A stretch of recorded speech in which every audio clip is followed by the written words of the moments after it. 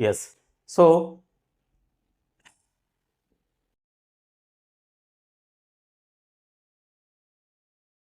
English grammar and vocabulary. So ఇందులో భాగంగా మనం క్వశ్చన్ నెంబర్ 18ని ఇప్పుడు హ్యాండిల్ చేయబోతున్నాం. ఓకే. ఎస్. సో నేను ఆల్రెడీ మీకు చెప్పి ఉన్నట్లు ఎటువంటి పరిస్థితుల్లో ఈ విషయాన్ని మీరు మర్చిపోకూడదు. ఏంటది అంటే సెక్షన్ బిని మనం స్టార్ట్ చేసినప్పుడు ఎన్నైతే క్వశ్చన్స్ ఆ సెక్షన్ బిలో ప్రిస్క్రైబ్ చేయబడి ఉన్నాయో క్వశ్చన్ పేపర్లో ఖచ్చితంగా ప్రతి నెంబర్ని సీక్వెన్షియల్గా వేసేటువంటి ప్రయత్నం చేయాలి. సో అందుకని నేను కూడా ఏ వాయిసో, ఏ స్పీచో, ఏ ఆర్టికల్సో, ప్రిపోజిషన్సో సో మీకు బాగా అర్థమయ్యేటువంటి ఏరియాలోనికి వెళ్లకుండా సో ఏ క్వశ్చన్కు ఏమి ప్రిస్క్రైబ్ చేసి ఉన్నారో వాటితోనే నేను ప్రారంభిస్తున్నా. సాధ్యమైనంత వరకు దీనిని మీకు అర్థమయ్యే విధంగా మీకు అవసరమైనంత సబ్జెక్ట్ని నేను సప్లై చేసేటువంటి ప్రయత్నం చేస్తా. శ్రద్ధగా వింటే సరిపోతుంది. Okay right. క్వశ్చన్ నెంబర్ 18లో ఏముంటుంది అంటే combine the below sentences by using who, whose, whom and which. So ఇది మీకు కనపడేటువంటి హెడ్డింగ్. ఇక్కడ ఈ క్వశ్చన్ కింద 2 సెంటెన్సెస్ ఇస్తాడు. ఆ 2 సెంటెన్సెస్ని హూ కానీ, హూస్ కానీ, హూమ్ కానీ, విచ్ కానీ సో ఈ రకమైనటువంటి కంజంక్షన్స్ అని అంటాం వాటిని. ఆ కంజంక్షన్స్ని ఉపయోగించి ఒకే సెంటెన్స్గా రాయాలి. ఒకే సెంటెన్స్గా రాసేటువంటి ఆ యాక్టివిటీని ఇంగ్లీష్లో ఏమంటాం తెలుసా? సింథసిస్ ఆఫ్ సెంటెన్సెస్ అని అంటాం. So synthesis of sentences. So విడివిడిగా ఉన్నటువంటి వాక్యాలని ఒకటిగా కలిపి రాసేటువంటి ఆ ప్రయత్నానికి ఏమని పేరు అంటే సింథసిస్. సింథసిస్లో సింథసిస్ ఆఫ్ సెంటెన్సెస్ అనేటువంటి హెడ్డింగ్ కింద విడివిడిగా ఉన్నటువంటి 2 సెంటెన్సెస్ని మీరు ఒక కనెక్టింగ్ వర్డ్ సహాయంతో అంటే who, whose, whom and which ఈ 4 కనెక్టింగ్ వర్డ్స్లో ఏదైనా ఒక కనెక్టింగ్ వర్డ్ యొక్క సహాయంతో 2 సెంటెన్సెస్ని ఒకటిగా కలిపి రాయాలి. అది మీరు చేయవలసినటువంటి పని. ఓకేనా? సో ఆ యాక్టివిటీని సింథసిస్ ఆఫ్ సెంటెన్సెస్ అని అంటాం. మీ ఎగ్జామినేషన్లో combine the below sentences by using ఆ కనెక్టింగ్ వర్డ్స్ ఏంటవి? Who, whom, whose and which అనేటువంటి హెడ్డింగ్ ఇచ్చి ఉంటాడు. Okay, no problem. సో ఇప్పుడు ఆ కాన్సెప్ట్ మీద సింథసిస్ ఆఫ్ సెంటెన్సెస్ అనే కాన్సెప్ట్ మీద మీకు పట్టు రావాలంటే క్వశ్చన్ నెంబర్ 18ని మీరు క్లియర్గా ఆన్సర్ చేయాలి అంటే మీరు తెలుసుకోవాల్సినటువంటి మరొక అంశం అంటే కొంత బ్యాక్డ్రాప్ ఇన్ఫర్మేషన్ కావాలి. డైరెక్ట్గా మనం క్వశ్చన్స్ రాసి ఆ క్వశ్చన్స్ని ఆ 4 కనెక్టింగ్ వర్డ్స్ ఏవైతే పేపర్ సెట్టర్ అడుగుతున్నాడో ఆ 4 కనెక్టింగ్ వర్డ్స్ని ఎక్కడెక్కడ పెట్టాలి అని అప్పటికప్పుడు అక్కడికక్కడ మీకు ఎక్స్ప్లెయిన్ చేసినట్లయితే ఆ ఎగ్జాంపుల్ వచ్చినప్పుడు మాత్రమే మీరు రేపటి ఎగ్జామినేషన్లో ఆన్సర్ చేయగలుగుతారు తప్పితే సో ఎగ్జాంపుల్ని మార్చినప్పుడు కొంచెం ఇబ్బంది పడతారు కదా. అందుకనే కొంత బ్యాక్డ్రాప్ ఇన్ఫర్మేషన్ని నేను మీకు సప్లై చేసి ఆ తర్వాత ప్రాక్టీస్ క్వశ్చన్స్ లేదా ప్రీవియస్ క్వశ్చన్ పేపర్స్లో ఉండేటువంటి క్వశ్చన్స్ ఎలా అడిగినారు అనేటువంటి విషయాన్ని మీతో నేను షేర్ చేసుకుంటా. సరే, అందుకని మొట్టమొదట మనం తెలుసుకోవాల్సినటువంటి విషయం ఏంటి అంటే కంజంక్షన్. ఈ కంజంక్షన్ని మీకు అర్థం కావడం కోసం నేను మరొక చిన్న పదంతో ఈక్వేట్ చేస్తున్నా. ఆ పదం పేరే కనెక్టింగ్ వర్డ్. ఓకేనా? మనకి పార్ట్స్ ఆఫ్ స్పీచ్ ఉన్నాయి కదా. పార్ట్స్ ఆఫ్ స్పీచ్ 8 ఉన్నాయి. అందులో noun, pronoun, adjective, verb, adverb, conjunction, preposition, interjection అనేటువంటి ఉన్నాయి కదా. అందులో భాగంగా కంజంక్షన్. ఓకే, ఆ కంజంక్షన్ని మీరు డైలీ లైఫ్లో మీరు ఉపయోగించేటువంటి పదాల సహాయంతో నేను ఈక్వేట్ చేస్తున్నా. సో ఆ ఈక్వేట్ చేసేటువంటి దాని పేరు ఏం పేరు అంటే కనెక్టింగ్ వర్డ్. ఓహో, కనెక్టింగ్ వర్డ్ అంటేనే ఇమ్మీడియట్లీ మీకు ఒక చిన్న థాట్ రావాలి. ఇది ఒక పదము, ఇది ఒక వర్డ్, ఇది విడివిడిగా ఉన్నటువంటి సెంటెన్సెస్ని ఒకదానితో ఒకటి కనెక్ట్ చేయడానికి ఉపయోగపడుతుంది కాబట్టి దీనికి పేరు వచ్చింది. ఫినిష్. కనెక్టింగ్ వర్డ్ అనేటువంటిది విడివిడిగా ఇచ్చినటువంటి రెండు సెంటెన్సెస్ ఇస్తారని మనం అనుకున్నాం కదా, ఆ రెండు సెంటెన్సెస్ని ఒకటి చేయడానికి ఉపయోగించేటువంటి ఒక వర్డ్, దీనినే మనం కనెక్టింగ్ వర్డ్ అని అంటున్నాం. ఈ కనెక్టింగ్ వర్డ్ లేదా కంజంక్షన్ ఇంగ్లీష్ లాంగ్వేజ్లో అది ప్లే చేసేటువంటి రోల్ని ఆధారంగా చేసుకొని ఆ కనెక్టింగ్ వర్డ్ ఇంగ్లీష్ గ్రామర్లో, ఇంగ్లీష్ లాంగ్వేజ్లో అది ప్లే చేసేటువంటి రోల్ని ఆధారంగా చేసుకొని రెండు రకాల పేర్లతో పిలుస్తూ ఉంటారు.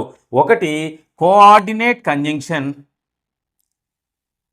రెండోది subordinate conjunction.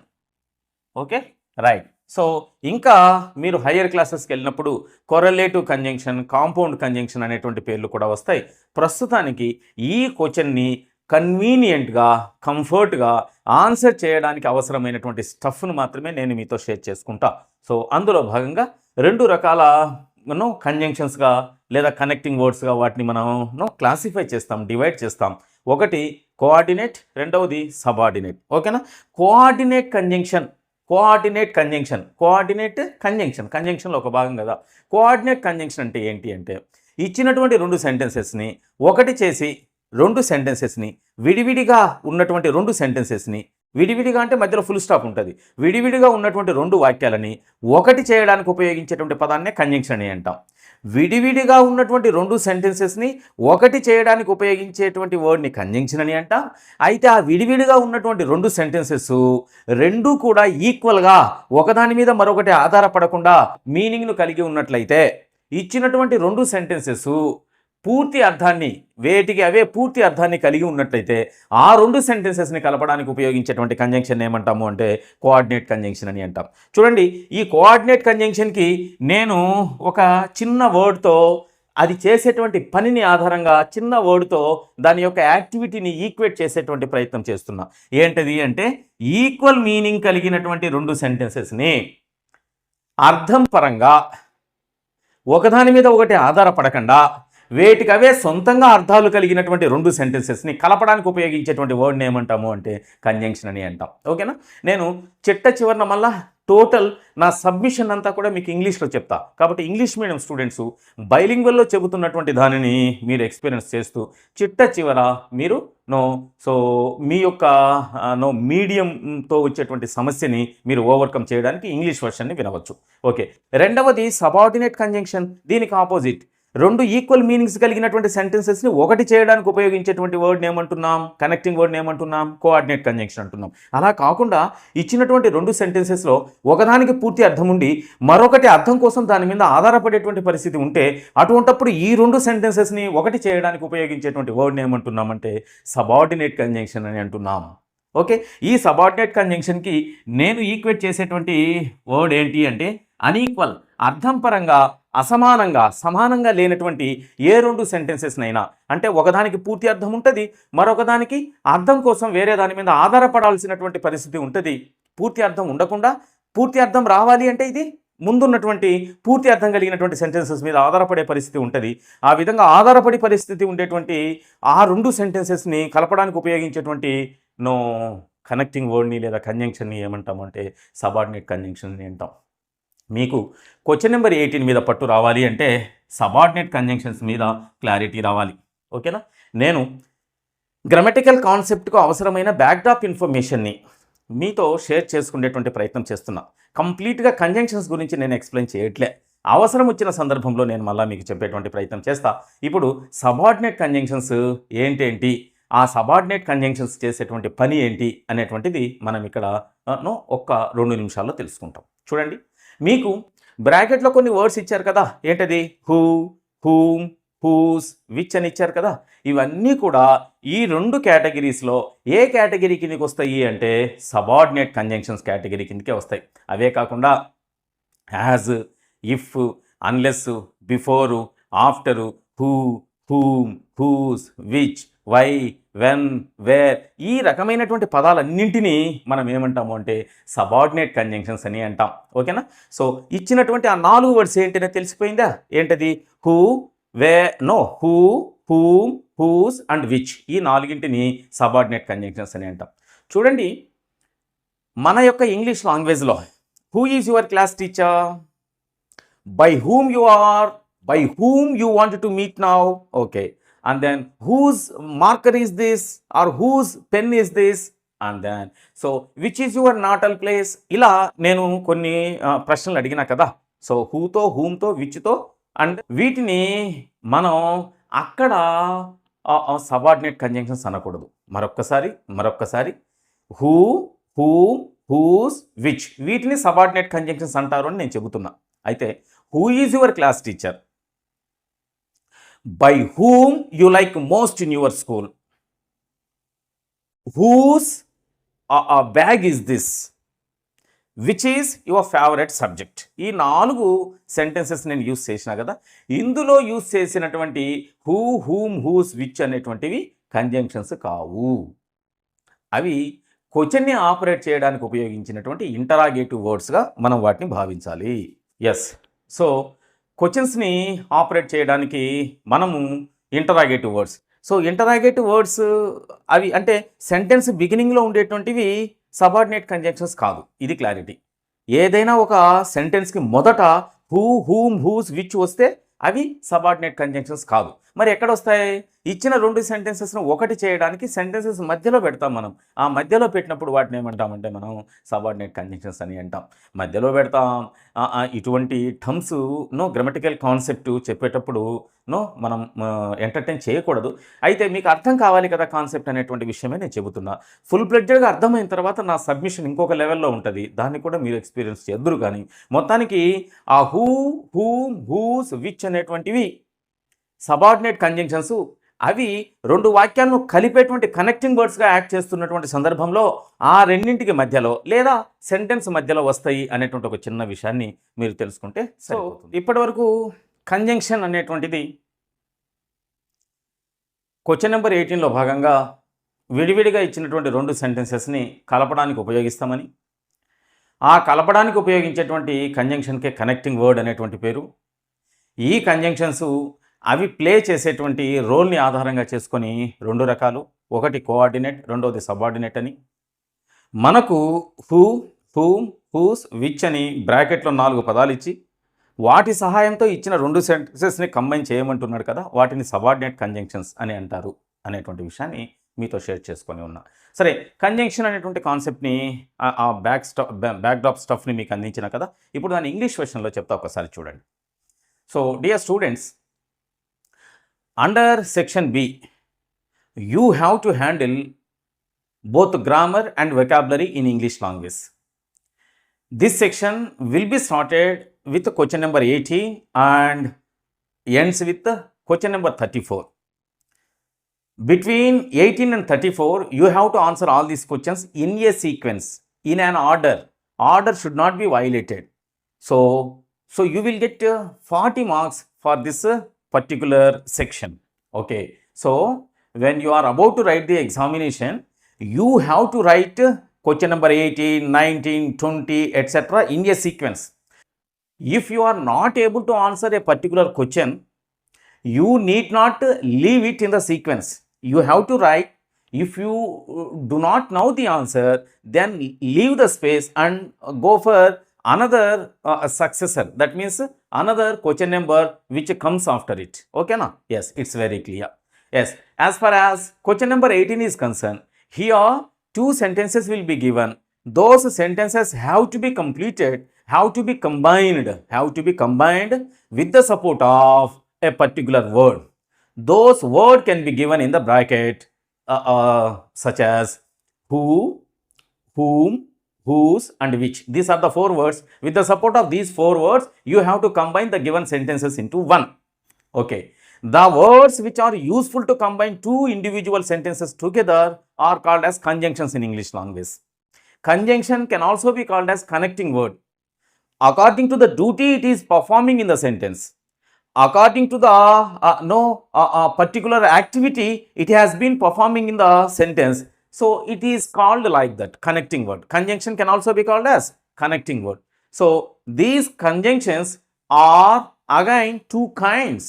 Actually conjunction is a part of parts of speech, a word of parts of speech, noun, pronoun, adjective, verb, adverb, preposition, conjunction and interjection. These 8 are called parts of speech. Among these 8, conjunction is one. the conjunction is, knowledge of conjunction is very much required in order to perform this particular question number 18. Conjunction is a connecting word. Conjunctions can be classified into two categories by considering their duty performing in English language. So according to the duty they are performing in English language, they are called coordinate conjunction and subordinate conjunction. Okay, coordinate conjunction is the conjunction or connecting word which is useful to combine two sentences which have equal meaning. That means the given two sentences may not depend on one another for the sake of complete meaning. So whenever this situation is occurred, then we have to go with the one sort of conjunction, that is none other than coordinate conjunction. As far as subordinate conjunction is concerned, it is another kind of conjunction. Subordinate conjunction. Subordinate conjunction is also useful to combine two sentences together, because that is the primary duty of a conjunction, no? But subordinate conjunction is a conjunction, a connecting word which connects two individual sentences where one sentence has complete meaning but another don't have. So only one sentence has complete meaning, another sentence has to complete on the first one. That means the first sentence which has complete meaning in order to get a full-fledged meaning. So in this way, one connecting word. So if the two sentences which have unequality in terms of meaning, then one conjunction is required, that is none other than subordinate conjunction. So in your question paper, in question number 18, whatever the words are given, who, whom, whose and which, these four are called subordinate conjunctions. By using these subordinate conjunctions, you have to combine the given sentences into one. Okay, yes, conjunction అయింది. ఇప్పుడు మనం ఇంకొక కాన్సెప్ట్లోకి వెళ్తున్నాం. ఏంటో concept అంటే phrases, clauses and sentences. Okay, so నేను దీన్ని బ్రీఫ్ చేస్తా. ఎక్కువ నాలెడ్జ్ మీకేం అవసరంలే, మీ క్వశ్చన్కి అవసరమైనటువంటి నాలెడ్జ్ మాత్రమే మీకు కావాలి, అందుకని నేను బ్రీఫ్ చేస్తా. చూడండి, ఏదైనా ఒక సెంటెన్స్లో సబ్జెక్ట్ ఉంటుంది కదా. సబ్జెక్ట్ అంటే ఏంటి? సబ్జెక్ట్ అంటే ఏదైనా ఒక సెంటెన్స్లో అర్థం పరంగా ఎక్కువ ప్రాముఖ్యత కలిగినటువంటి పదాన్ని ఏమంటామంటే సబ్జెక్ట్ అని అంటాం. లేదా సబ్జెక్ట్కి మరొక డెఫినేషన్ కూడా ఉంది. ఒకవేళ ఇచ్చినటువంటి సెంటెన్స్లో ఒక యాక్షన్ పర్ఫామ్ చేయబడి ఉంటే ఆ యాక్షన్ని పర్ఫామ్ చేసినటువంటి దానిని ఏమంటామంటే సబ్జెక్ట్ అని అంటాం. Subject is a word which has more significance in terms of meaning in the sentence, or subject is a doer of action. ఒకవేళ పనే జరిగి ఉంటే ఆ పనిని పర్ఫామ్ చేసినటువంటి దానిని ఏమంటామంటే మనం సబ్జెక్ట్ అని అంటాం. ఓకేనా? ఎస్. సో సబ్జెక్ట్ ఉంటుంది సెంటెన్స్లో. సో వర్బ్ కూడా ఉంటుంది సెంటెన్స్లో, వర్బ్ కూడా ఉంటుంది. అది ఏ రకమైన సెంటెన్స్ అయినా సరే తప్పనిసరిగా సబ్జెక్టు మరియు వర్బ్స్ ఉంటాయి. అయితే కొన్ని సెంటెన్సెస్, ఇంపరేటివ్ సెంటెన్సెస్ లాంటివి కొన్ని మనం పక్కన పెడదాం, ఎందుకంటే అది అంత పెద్ద సబ్జెక్ట్ అవుతుంది, అంత అవసరం లేదు మీకు. ఏదైనా ఒక సెంటెన్స్ లేదా క్వశ్చన్ నెంబర్ 18లో ఇచ్చేటువంటి సెంటెన్స్ రెండు ఇస్తారు కదా, ఆ రెండింటిలో సబ్జెక్ట్ ఉంటుంది మరియు వర్బ్ కూడా ఉంటుంది. ఓకేనా? సో ఈ వర్బు సో ఎటువంటి వర్బ్ ఉంటుంది అని అంటే ఫైనైట్ వర్బ్ ఉంటుంది. ఎటువంటి వర్బ్ ఉంటుంది? ఫైనైట్ వర్బ్ ఉంటుంది. రైట్. సో ఈ రెండింటి మీద మనం క్లారిటీ తీసుకోవాలి. సో సబ్జెక్ట్ అంటే అర్థం పరంగా అత్యంత ముఖ్యమైనటువంటి పదం అని, వర్బ్ లేదా ఫైనైట్ వర్బ్ అంటే ఫైనైట్ వర్బ్ గురించి మనం డిస్కస్ చేయాలి. వర్బ్ మీద క్లారిటీ ఉంది కదా. సో ఏదైనా ఒక సబ్జెక్టు గురించి చెప్పడానికే మనకు వర్బ్ కానీ లేకపోతే ఇంకా రిమైనింగ్ వర్డ్స్ చాలా ఉన్నాయి పార్ట్స్ ఆఫ్ స్పీచ్లో, వాటన్నిటి మళ్ళీ మనం డిస్కస్ చేస్తాం. ఈ వర్బ్ యొక్క యాక్టివిటీ ఏంటంటే సబ్జెక్టు ఏ పని చేస్తుంది? వర్బ్ చెప్తుంది. సబ్జెక్టు ఎక్కడ ఉంది? వర్బ్ చెప్తుంది. సబ్జెక్టు ఏ పరిస్థితిలో ఉంది? వర్బ్ చెప్తుంది. ఓకేనా? వర్బ్ ఇన్ని రకాల పనులు చేస్తుంది. సబ్జెక్ట్ను అనుసరించే వర్బ్ ఉంటుంది. అర్థమవుతుందా? రైట్. సరే చూడండి, ఇక్కడ నేను ఒక సెంటెన్స్ రాస్తున్నా, ఇక్కడ ఒక సెంటెన్స్ రాస్తున్నా. So I am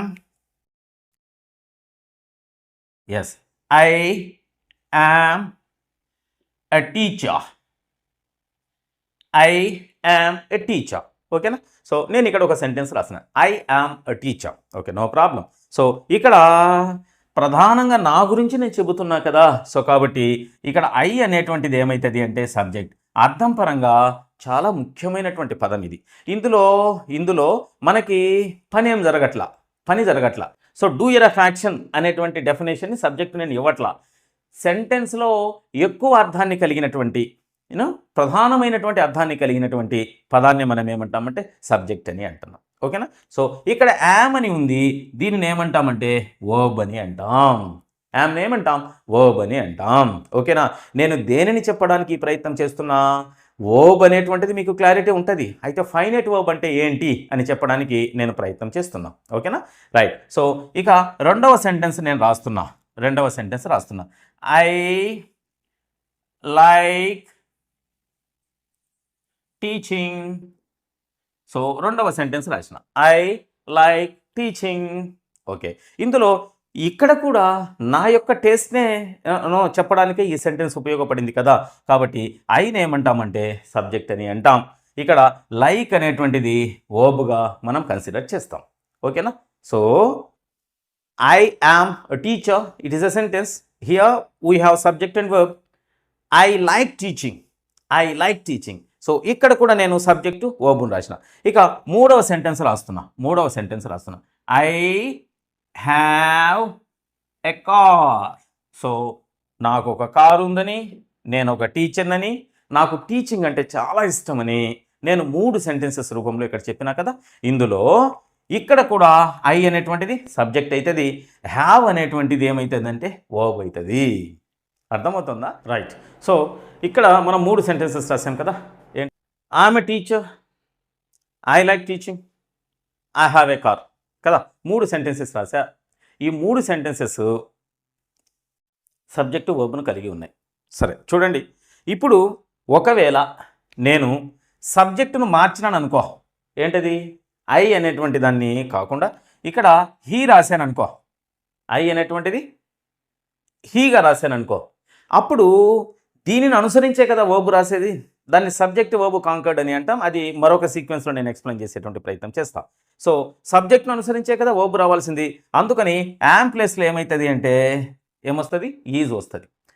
I am a teacher, ఐని హీగా మార్చినప్పుడు హీ ఈజ్ అ టీచర్ అని వస్తుంది కదా. అంటే సబ్జెక్టుకు అనుగుణంగా వర్బ్ మారిందా లేదా? మారింది. ఎస్. సో ఇక్కడికి రండి. So I like teaching. ఇక్కడ ఐ అనేటువంటి పదాన్ని తీసి నేను షీ అనేటువంటి మరొక సబ్జెక్టును రాస్తున్నా. షీ వచ్చినప్పుడు ఇక్కడ లైక్ స్థానంలో లైక్స్ అనేటువంటి ఒక పదం వస్తుంది అని. సబ్జెక్ట్ థర్డ్ పర్సన్ సింగులర్ ఉన్నప్పుడు ప్రజెంట్ టెన్స్లో భాగంగా వర్బ్కి ఎస్ కానీ ఈఎస్ కానీ యాడ్ చేయాలనేటువంటి విషయం మీకు తెలుసు కదా. సో కాబట్టి షీ ఏమవుతుంది? షీ వచ్చినప్పుడు సెంటెన్స్ ఏమవుతుంది? వర్బ్ ఏమవుతుంది? లైక్స్ అవుతుంది. So I like teaching, she likes teaching. Okay right. ఇప్పుడు నేను ఇక్కడ ఉండేటువంటి ఐ ఉంది కదా, ఈ ఐని తీసేసి నేను మరొక మాట చెప్తున్నా. ఏం రాస్తున్నానంటే కిరణ్ అనేటువంటి ఒక నౌన్ని రాస్తున్నా. సో కిరణ్ వచ్చింది కాబట్టి సో దీనికి అనుగుణంగా వర్బ్ మారాలి కదా. సో హ్యావ్ ఏమవుతుంది? హ్యాజ్ అవుతుంది. Kiran has a car. ఓకేనా. Right. So I'm a teacher, he is a teacher, I like teaching, she likes teaching, I have a car, Kiran has a car. Okay. Subject మారినప్పుడు verb మార్పులకు గురి అవుతుందా లేదా? గురి అవుతుంది కదా. సో ఆ సబ్జెక్టుకు అనుగుణంగా వర్బ్ మార్పులకు గురి అయితే అటువంటి వర్బ్ని ఏమంటాం అంటే ఫైనైట్ వర్బ్ అని అంటాం. ఏదైనా ఒక వర్బ్ ఇచ్చినటువంటి సెంటెన్స్లో సబ్జెక్ట్ యొక్క నెంబర్ ఆధారంగా, సబ్జెక్ట్ యొక్క జెండర్ ఆధారంగా, నంబర్, పర్సన్ మరియు యూజ్ చేసినటువంటి టెన్స్ ఆధారంగా మార్పులకు గురి అయితే దానినే ఏమంటామంటే ఫైనైట్ వర్బ్ అని అంటాం. మరొక్కసారి, ఏదైనా ఒక సెంటెన్స్లో ఇచ్చినటువంటి వర్బ్ సబ్జెక్టు యొక్క పర్సన్ ఆధారంగా, సబ్జెక్టు యొక్క నంబర్ ఆధారంగా, ఆ సెంటెన్స్ని యూజ్ చేసిన టెన్స్ ఆధారంగా మార్పులకు గురి అయితే వర్బ్, ఆ మార్పులకు గురి అయ్యేటువంటి దానిని ఏమంటామంటే ఫైనైట్ వర్బ్ అని అంటాం. ఏదైనా ఒక సెంటెన్స్లో సబ్జెక్టుకు అనుగుణంగా మార్పులకు గురి అయ్యేటువంటి వర్బ్నే ఫైనైట్ వర్బ్ అని అంటాం. ఫైనల్. ఓకేనా. రైట్. సో దీనిని నేను ఒక్కసారి ఇంగ్లీష్ వర్షన్లో చెప్పేటువంటి ప్రయత్నం చేస్తా. The verb which changes according to the number of the subject or person of the subject or even the tense it was used in the sentence, then that particular verb is called as finite verb. ఓకేనా. Right. So ఇప్పుడు subject, finite verb ఈ రెండింటి మీద clarity వచ్చింది కదా. చూడండి, ఏదైనా ఒక గ్రూప్ ఆఫ్ వర్డ్స్ అంటే పదాల సమూహం ఉండి ఆ పదాల సమూహంలో సబ్జెక్టు కానీ ఫైనైట్ వర్బ్ కానీ లేకపోతే సబ్జెక్టు కానీ ఫైనైట్ వర్బ్ కానీ లేకపోతే కంప్లీట్ మీనింగ్ ఇవ్వకపోతే దానినే ఫ్రేజ్ అని అంటాం. గ్రూప్ ఆఫ్ వర్డ్స్ ఉంటూ సబ్జెక్టు వర్బ్ లేకుండా ఉండేటువంటి ఇన్కంప్లీట్ రిప్రజెంటేషన్ లేదా ఎక్స్ప్రెషన్ ఏమంటాము అంటే ఫ్రేజ్ అని అంటాం. ఓకేనా? సో ఫ్రేజ్తో మీకు చాలా తక్కువ అవసరం ఉంది ఇక్కడ, అందుకనే నేను దానిని ఇంకా ఇంతకు మించి ఎక్కువ నేను ఎక్స్ప్లెయిన్ చేయట్లా. ఇప్పుడు నేను క్లాస్ దగ్గరికి వెళ్తున్నా. ఏదైనా ఒక గ్రూప్ ఆఫ్ వర్డ్స్లో పదాల సమూహంలో సబ్జెక్టు మరియు వర్బ్ అంటే ఫైనైట్ వర్బ్ ఉంటూ కంప్లీట్ మీనింగు ఇచ్చిన లేదా కంప్లీట్ మీనింగ్ ఇవ్వనటువంటి కంప్లీట్ మీనింగ్ను ఇచ్చే లేదా కంప్లీట్ మీనింగ్ను ఇవ్వనటువంటి ఆ గ్రూప్ ఆఫ్ వర్డ్స్ యొక్క రిప్రజెంటేషన్ ఏమంటామంటే క్లాస్ అని అంటాం. Clause is a group of words where the subject and finite verb possesses it may give complete meaning or may not. Group of words subject మరియు finite వర్బ్ను కలిగి ఉంటూ పూర్తి అర్థాన్ని ఇచ్చే లేదా ఇవ్వలేనటువంటి రెండింటినీ కూడా మనం ఏమంటామంటే క్లాస్ అని అంటాం. సో ఇక సెంటెన్స్ అంటే ఏంటి అంటే గ్రూప్ ఆఫ్ వర్డ్స్ సబ్జెక్టు మరియు ఫైనైట్ వర్బ్ను కలిగి పూర్తి అర్థాన్ని ఇచ్చేటువంటి దానిని ఏమంటామంటే సెంటెన్స్ అని అంటాం. అర్థమవుతుందా? సబ్జెక్టు కానీ ఫైనైట్ వర్బ్ కానీ లేకుండా పూర్తి అర్థాన్ని ఇవ్వలేనటువంటి గ్రూప్ ఆఫ్ వర్డ్స్ రిప్రజెంటేషన్ ఏమంటున్నాం? ఫ్రేజ్ అంటున్నాం. సబ్జెక్టు మరియు ఫైనైట్ వర్బ్ను కలిగి క్లాజ్లో సెంటెన్స్లో రెండింటిలో సబ్జెక్టు మరియు ఫైనైట్ వర్బ్ ఉంటుంది.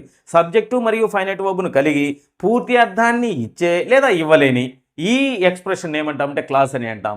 పూర్తి అర్థాన్ని ఇస్తేనే దాన్ని ఏమంటామంటే సెంటెన్స్ అని అంటాం. ఓకేనా? సో ఇప్పుడు మనకి ఈ క్వశ్చన్ నెంబర్ 18లో భాగంగా రిలేటివ్ క్లాసెస్ గురించి మీకు క్లారిటీ రావాలి కదా, అందుకనే నేను క్లాస్ను ఒక్కదాన్నే మీకు ఎక్స్ప్లెయిన్ చేసేటువంటి ప్రయత్నం చేస్తున్నా. క్లాస్ సో క్లాస్ని ఇంకొంచెం ఎలాబొరేటెడ్గా ఎక్స్ప్లెయిన్ చేసేటువంటి ప్రయత్నం చేస్తా. క్లాస్ యొక్క లక్షణాలు ఏంటి అంటే ఖచ్చితంగా ఏం కలిగి ఉంటుంది? గ్రూప్ ఆఫ్ వర్డ్స్ని కలిగి ఉంటుంది. ఓకేనా? గ్రూప్ ఆఫ్ వర్డ్స్ని కలిగి ఉంటుంది. ఎస్. రెండవది ఏంది? సో దీనిలో ఖచ్చితంగా సబ్జెక్టు ఉంటుంది మరియు ఫైనైట్ వర్బ్ కూడా ఉంటుంది. ఓకేనా? సబ్జెక్టు మరియు ఫైనైట్ వర్బ్ రెండు ఉంటాయి. ఇక మూడవది ఏంటి అంటే దీనికి so either complete meaning or incomplete meaning. Okay, right. So complete meaning ఉండవచ్చు, ఉండకపోవచ్చు. ఓకే, సో ఇప్పుడు క్లారిటీ వస్తుందా? సో క్లాస్ అంటే ఏంటి? పదాల సమూహం, ఒకటి కంటే ఎక్కువ పదాలు ఉంటాయి. Okay, done. రెండవది, ఈ క్లాస్లో ఖచ్చితంగా సబ్జెక్ట్ ఉండాల్సిందే, ఫైనైట్ వర్బ్ ఉండాల్సిందే. అంటే సబ్జెక్ట్ అనుగుణంగా మార్పులకు గురి అయ్యేటువంటి వర్బ్ ఖచ్చితంగా ఉండాల్సిందే. ఇక మూడోది ఏంటి అంటే ఈ group of words with subject and finite verb may give complete meaning or may not. పూర్తి అర్థాన్ని ఇవ్వవచ్చు, ఇవ్వలేకపోవచ్చు కూడా. ఓకే, సో అటువంటి ఎక్స్ప్రెషన్ని మనం ఏమంటామంటే క్లాస్ అని అంటాం. చూడండి, ఇప్పుడు నేను ఒక ఎగ్జాంపుల్ రాస్తున్నా. So she is my sister. ఒక సెంటెన్స్ రాసిన. ఇందులో షీని ఏమంటాం మనం? సబ్జెక్ట్ అని అంటాం కదా. ఈజ్ని ఏమంటాం మనం? వర్బ్ అంటాం కదా. అంటే సబ్జెక్టు వర్బ్ ఉందా? ఎస్, ఉంది. అయితే ఈ వర్బ్ ఫైనైటా కాదా? ఒకవేళ షీ కాకుండా దే అని పెట్టినాను అనుకోండి, అప్పుడు ఈజ్ కాస్త ఏమైపోతుంది? ఆర్ అయిపోతుంది. అంతే కదా. దీనికి అనుగుణంగా ఇది కూడా మారాలి కదా. సో ఇక్కడ షీ ఉన్నప్పుడు ఈజ్ వచ్చింది, దే వస్తే ఆర్ అవుతుంది. ఒకవేళ ఐ వచ్చింది అనుకో, ఇది యామ్ అయిపోతుంది. అర్థమవుతుందా? సో మార్పులు గురి అవుతుంది కాబట్టి ఇదేం వర్బ్? ఇది ఫైనైట్ వర్బే ఇది. Right. So group of words, okay, subject and finite verb, okay. Complete meaning ఇస్తుందా, ఇవ్వట్లేదా? ఆమె నా యొక్క సిస్టర్, కంప్లీట్ మీనింగ్ ఇస్తుంది కాబట్టి సో ఇది క్లాజే. కొన్ని సందర్భాలలో కంప్లీట్ మీనింగ్ ఇవ్వనటువంటి ఎక్స్ప్రెషన్ కూడా వస్తుంది. If she is my sister, ఆమె గనక నా సిస్టర్ అయ్యి ఉంటే, ఓకేనా, ఏమవుతుంది?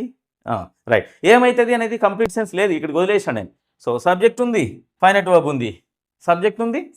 ఉంది, కంప్లీట్ మీనింగ్ రావట్లే. సో ఏదైనా ఒక క్లాస్ వర్డ్ కాంబినేషన్ కలిగి ఉంటుంది. రెండవది సబ్జెక్టు మరియు ఫైనైట్ వర్బ్ను తప్పనిసరిగా కలిగి ఉండాలి. మూడవది ఏంటి అంటే ఆ సబ్జెక్టు ఫైనైట్ వర్బ్ కలిగినటువంటి గ్రూప్ ఆఫ్ వర్డ్స్కి కంప్లీట్ మీనింగ్ ఉండవచ్చు లేదా ఉండకపోవచ్చు. ఇటువంటి రిప్రజెంటేషన్ ఏమంటాము అంటే మనం ఏమంటాం? క్లాస్ అని అంటాం. అయితే group of words subject finite వర్బ్ను కలిగి కంప్లీట్ మీనింగ్ కలిగి ఉండేదాన్ని సెంటెన్స్ అంటాం కదా. ఎస్, దీన్ని సెంటెన్స్ అంటాం. దీన్ని సెంటెన్స్ అన్నాం. దీన్ని సెంటెన్స్ అని అంటాం, దాన్ని సింపుల్ సెంటెన్స్ అని అంటాం. ఇటువంటి సింపుల్ సెంటెన్సెస్ మీకు రేపు క్వశ్చన్ నెంబర్ 18 కింద ఇచ్చి వాటిని కలపమని అడుగుతున్నాడు. ఓకే, నో ప్రాబ్లం, దాని గురించి మళ్ళీ డిస్కస్ చేస్తాం. ఇప్పుడు క్లాస్ మీద క్లారిటీ వచ్చిందా? గ్రూప్ ఆఫ్ వర్డ్స్ అని ఖచ్చితంగా ఇది సబ్జెక్ట్ను మరియు ఫైనైట్ వర్బ్ను కలిగి ఉండాలని. మూడవది ఏంటి అంటే ఇది కంప్లీట్ మీనింగ్ను కలిగి ఉండవచ్చు లేదా ఉండకపోవచ్చు అనేటువంటి సీక్వెన్స్ మీకు తెలిసి ఉండాలి. Okay, right. సో ఇది క్లాస్కు సంబంధించి. ఈ క్లాజెస్ని రెండు రకాలుగా డివైడ్ చేస్తాం. ఏదైతే కంప్లీట్ మీనింగ్ను కలిగి ఉంటుందో దానిని మెయిన్ క్లాస్ అని అంటాం. కంప్లీట్ మీనింగ్ను కలిగి ఉండనటువంటి దానిని సబార్డినేట్ క్లాస్ అని అంటాం. ఎక్కడో విన్నామే సబార్డినేట్ అనే పదం. ఎస్, కంజంక్షన్లో విన్నాం అనమాట. సో ఇచ్చినటువంటి రెండు సెంటెన్సెస్లో ఒకటి పూర్తి అర్థాన్ని కలిగి ఉండి మరొకటి పూర్తి అర్థాన్ని కలిగి ఉండక పూర్తి అర్థాన్ని కలిగి ఉన్న దాని మీద ఆధారపడేటువంటి పరిస్థితి ఉన్నప్పుడు ఆ రెండింటిని కలపడానికి యూజ్ చేసేటువంటి కంజంక్షన్ని మనం సబార్డినేట్ కంజంక్షన్ అని ఆల్రెడీ డిస్కస్ చేసి ఉన్నాం కదా. రైట్. సో క్లాజెస్ ఎన్ని రకాలు బాబు? రెండు రకాలు. ఒకటి మెయిన్ క్లాస్, రెండోది సబార్డినేట్ క్లాస్. పూర్తి అర్థాన్ని కలిగినటువంటి దానిని మెయిన్ క్లాస్ అని అంటాం.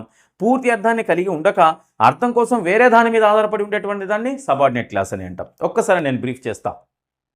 క్లాస్.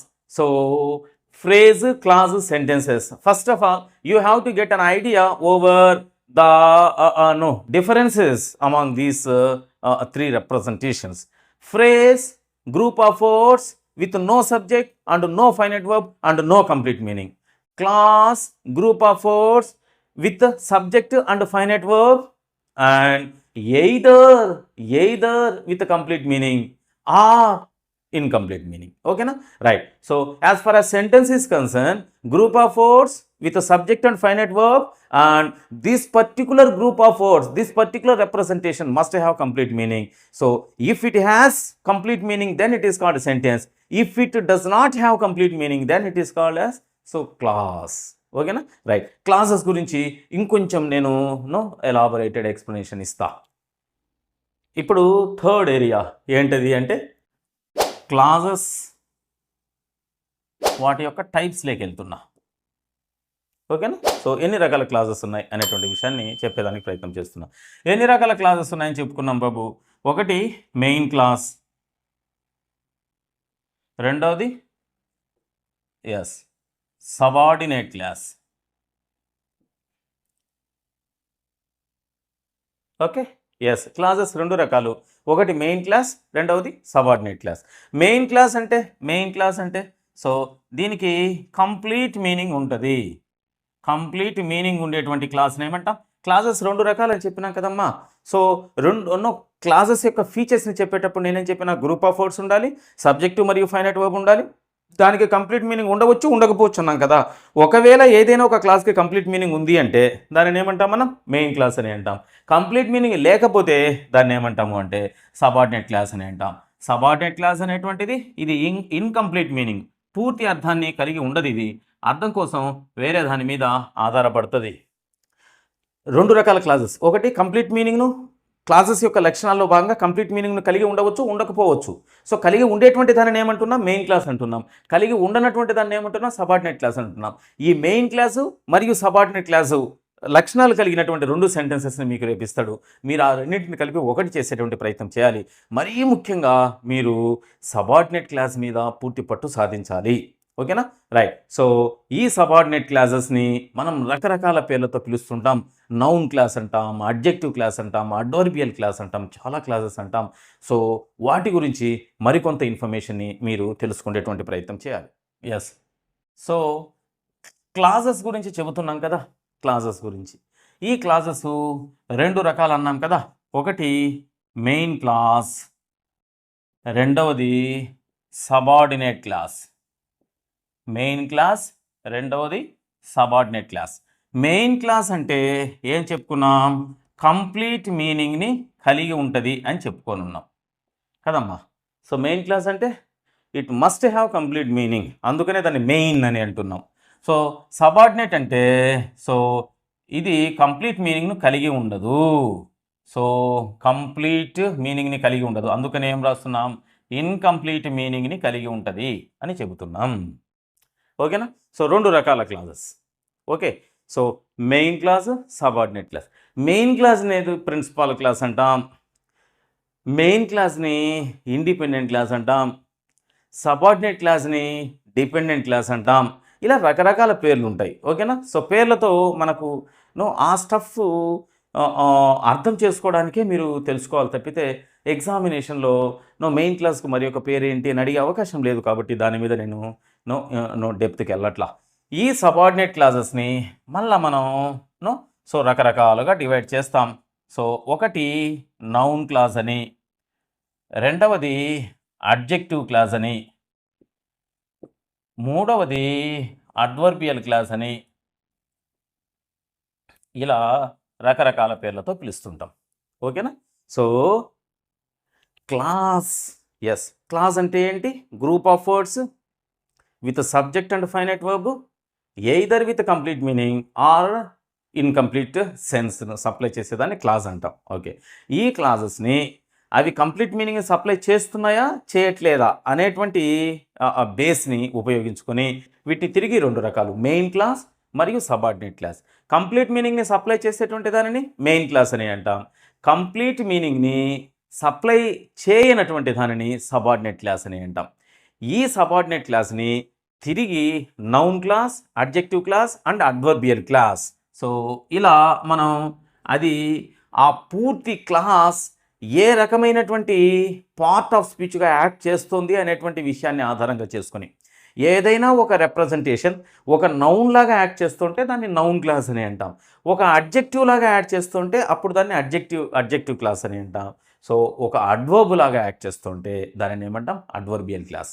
లేదా ఏదైనా ఒక గ్రూప్ ఆఫ్ సెంటెన్స్లో నౌన్ యొక్క ఎలాబరేటెడ్ ఎక్స్ప్లెనేషన్ చెప్పేటువంటి నౌన్ యొక్క అర్థాన్ని కొనసాగించేటువంటి దానిని నౌన్ క్లాస్ అని, నౌన్ యొక్క అర్థాన్ని లేదా ప్రొనౌన్ యొక్క అర్థాన్ని సో మాడిఫై చేసేది అంటే మరికొన్ని పదాల సహాయంతో దాన్ని క్వాలిఫై చేసేటువంటి, డిస్కషన్లో క్వాలిఫై చేసేటువంటి ప్రయత్నం చేస్తూ ఉంటే అప్పుడు దాన్ని అడ్జెక్టివ్ క్లాస్ అని అంటాం.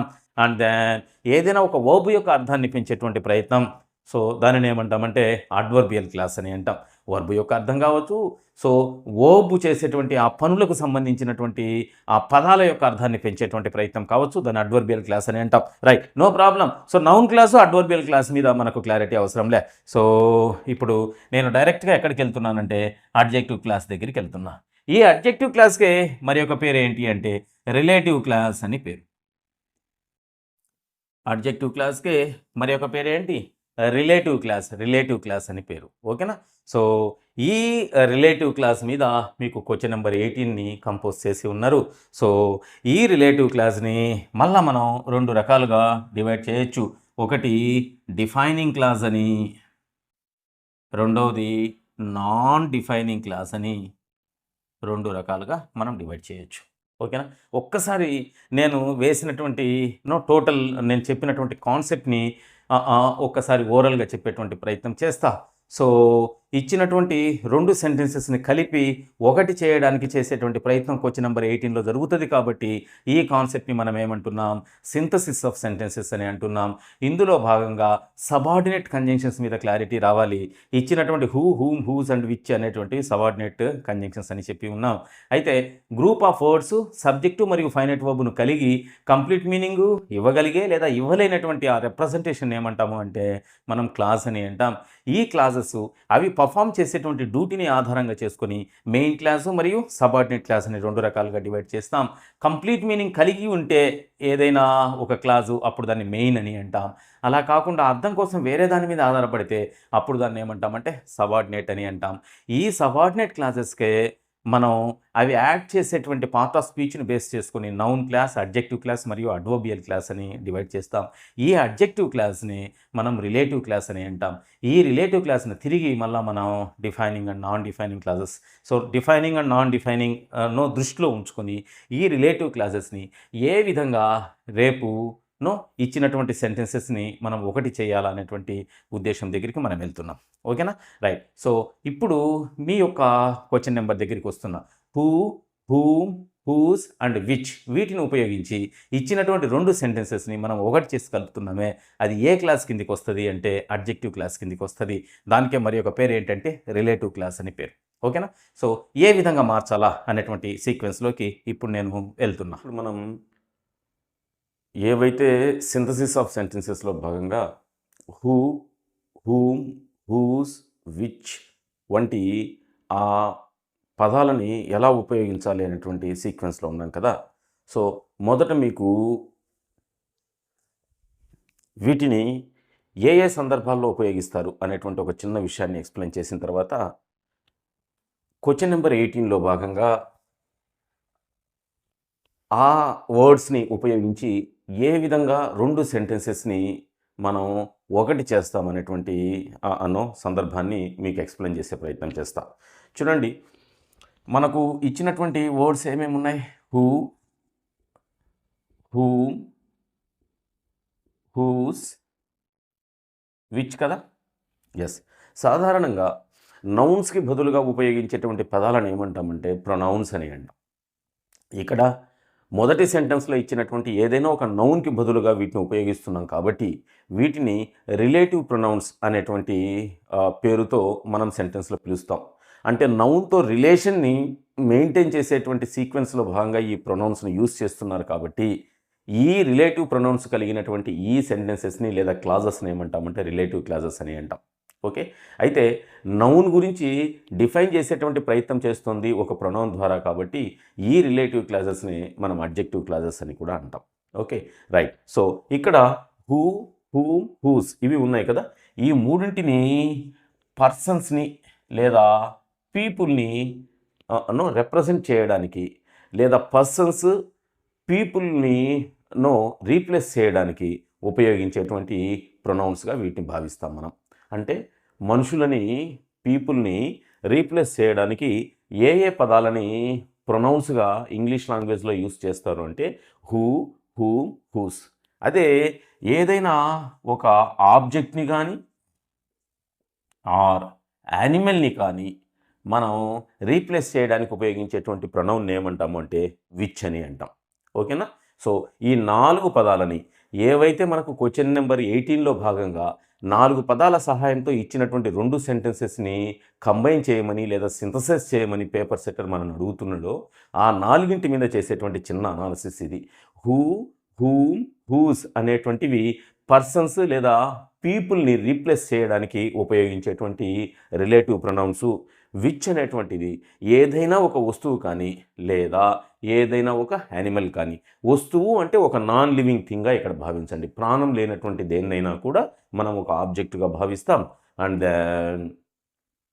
ఎస్, ఏదైనా ఒక యానిమల్ని మనం రీప్లేస్ చేసి సో యానిమల్ మొదటి సెంటెన్స్లో వచ్చింది అంటే అప్పుడు మనం విచ్ అనేటువంటి ఒక రిలేటివ్ ప్రొనౌన్ని యూస్ చేస్తాం. మనకి వీటిని ప్రొనౌన్స్ అంటున్నాం కదా. ఇచ్చినటువంటి సెంటెన్స్లో మొదటి సెంటెన్స్లో మనకు 2 సెంటెన్సెస్ ఇస్తారు కదా. మొదటి సెంటెన్సు, రెండవ సెంటెన్సు. ఈ 2 సెంటెన్సెస్ని కంబైన్ చేయమని అడుగుతున్నారు కదా. మొదటి సెంటెన్సెస్లో మనం హీ, షీ, దే లాంటి ప్రొనౌన్స్ని రీప్లేస్ చేయడానికి వీటిని ఉపయోగిస్తాం. క్లారిటీ వస్తుందా? సో హీ, షీ, దే లాంటి ప్రొనౌన్స్ ఏవైనా ఉంటే వాటిని రీప్లేస్ చేయడానికి మనం వీటి యొక్క సహాయాన్ని తీసుకుంటాం. మరీ ముఖ్యంగా నేను హూ, హూమ్, హూజ్ని ఎక్స్ప్లెయిన్ చేసేటప్పుడు సో ఆ హీ, షీ, దేల యొక్క ఇన్వాల్వ్మెంట్ని మరొకసారి నేను డిస్కస్ చేస్తా. అంటే ఈ మూడింటిని సపరేట్గా మీకు చెప్పేటువంటి ప్రయత్నం చేస్తా. ఓవరాల్గా మీకు రావాల్సినటువంటి క్లారిటీ ఏంటి అంటే మనుషులను రీప్లేస్ చేయడానికి హూ, హూమ్, హూజ్ని, ఏదైనా నాన్ లివింగ్ థింగ్ మరియు యానిమల్స్ని రీప్లేస్ చేయడానికి విచ్ అనేటువంటి పదం యొక్క సహాయాన్ని తీసుకొని ఇచ్చినటువంటి 2 వాక్యాన్ని మనం ఒక వాక్యంగా సింథసైజ్ చేయడానికి ఉపయోగిస్తాము అనేటువంటి విషయాన్ని మీరు గమనించాలి. ఓకేనా? రైట్. ఇప్పుడు మరి పర్సన్స్ లేదా పీపుల్కి హూ, హూమ్, హూస్ అంటున్నాం. ఈ హూమ్ హూస్ అనేటువంటి ఈ 3 పదాలు హీ, షీ, దే మరియు వాటి యొక్క రిలవెంట్ ఫార్మ్స్ ఉన్నాయి. ఆ మూడింటిని మనం ప్రొనౌన్స్ అంటాం కదా, ఆ ప్రొనౌన్స్ యొక్క రిలవెంట్ ఫార్మ్స్ కొన్ని ఉన్నాయి. ఆ రిలవెంట్ ఫార్మ్స్ ఏంటి అనేటువంటి ఒక చిన్న డిస్కషన్లోకి వెళ్తున్నా. ఇక్కడ క్లారిటీ వచ్చిందా? క్వశ్చన్ నెంబర్ 18లో భాగంగా ఇచ్చినటువంటి 2 సెంటెన్సెస్ని సింథసైజ్ చేయడానికి హూ, హూమ్, హూస్ మరియు విచ్లను ఉపయోగించండి అనేటువంటిది కదా పేపర్ సెట్టర్ యొక్క ఎక్స్పెక్టేషన్.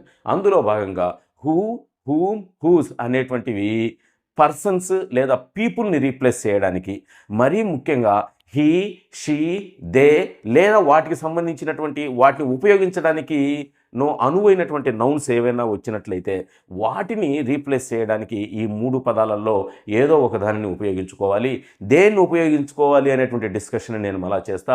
అయితే విచ్చుకు సంబంధించి సో ఏదైనా ఒక నాన్ లివింగ్ థింగ్ మరియు అనిమల్ సో వీటిని రీప్లేస్ చేయడానికి మనం విచ్ను ఉపయోగిస్తాం. మరి ప్రొనౌన్ పరంగా ఏ ప్రొనౌన్ ఉన్నప్పుడు దీని యొక్క అవసరం మనకు వస్తుంది అంటే ఇట్ అనేటువంటి ప్రొనౌన్ ఉన్నప్పుడు, విచ్ను ఉపయోగిస్తాం.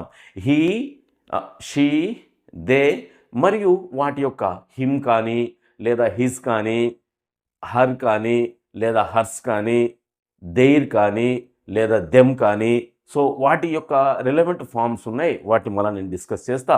అవి ఉన్నప్పుడు ఈ 3 పదాల దగ్గరికి మనం వెళ్ళాలి. ఈ 3 పదాలలో దేన్నో ఒకదాన్ని ఉపయోగించినట్లయితే ఆ 2 సెంటెన్సెస్ ఒకటి అవుతుంది అనేటువంటి విషయాన్ని మీరు గమనించాలి.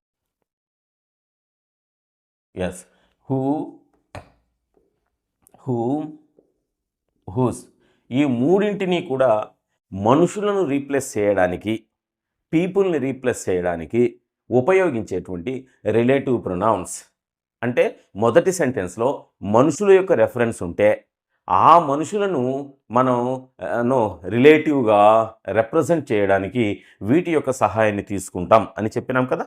సో నేను అదే రాస్తున్నా బ్రాకెట్లో, పీపుల్ లేదా పర్సన్స్ వీళ్ళని రీప్లేస్ చేయడానికి ఉపయోగించేటువంటి ఒక రిలేటివ్ కేస్గా దీన్ని నేను భావిస్తున్నా.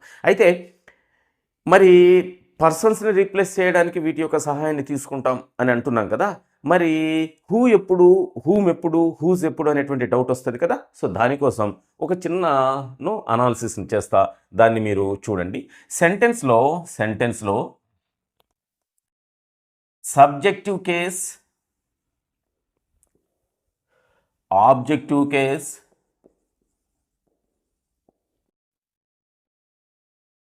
పొసెసివ్ కేస్,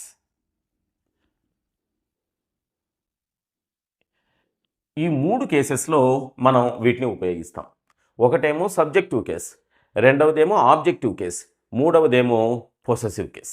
ఓకేనా. సో ఇప్పుడు చూడండి, మనుషులని మనం సెంటెన్స్లో సబ్జెక్ట్ రూపంలో వాడవచ్చు, ఆబ్జెక్ట్ రూపంలో వాడవచ్చు, పొసెసివ్ రూపంలో వాడవచ్చు. నేను ఒక ఎగ్జాంపుల్ రాసిన తర్వాత మీకు క్లారిటీ వస్తుంది.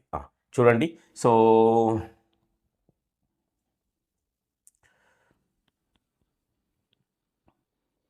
he ate apples. I called him. ఇక పొసెసివ్ కేసులో his car is white. Right. So ఇక్కడ 3 సెంటెన్సెస్ రాశా. ఇందులో నేనేం చెప్పా?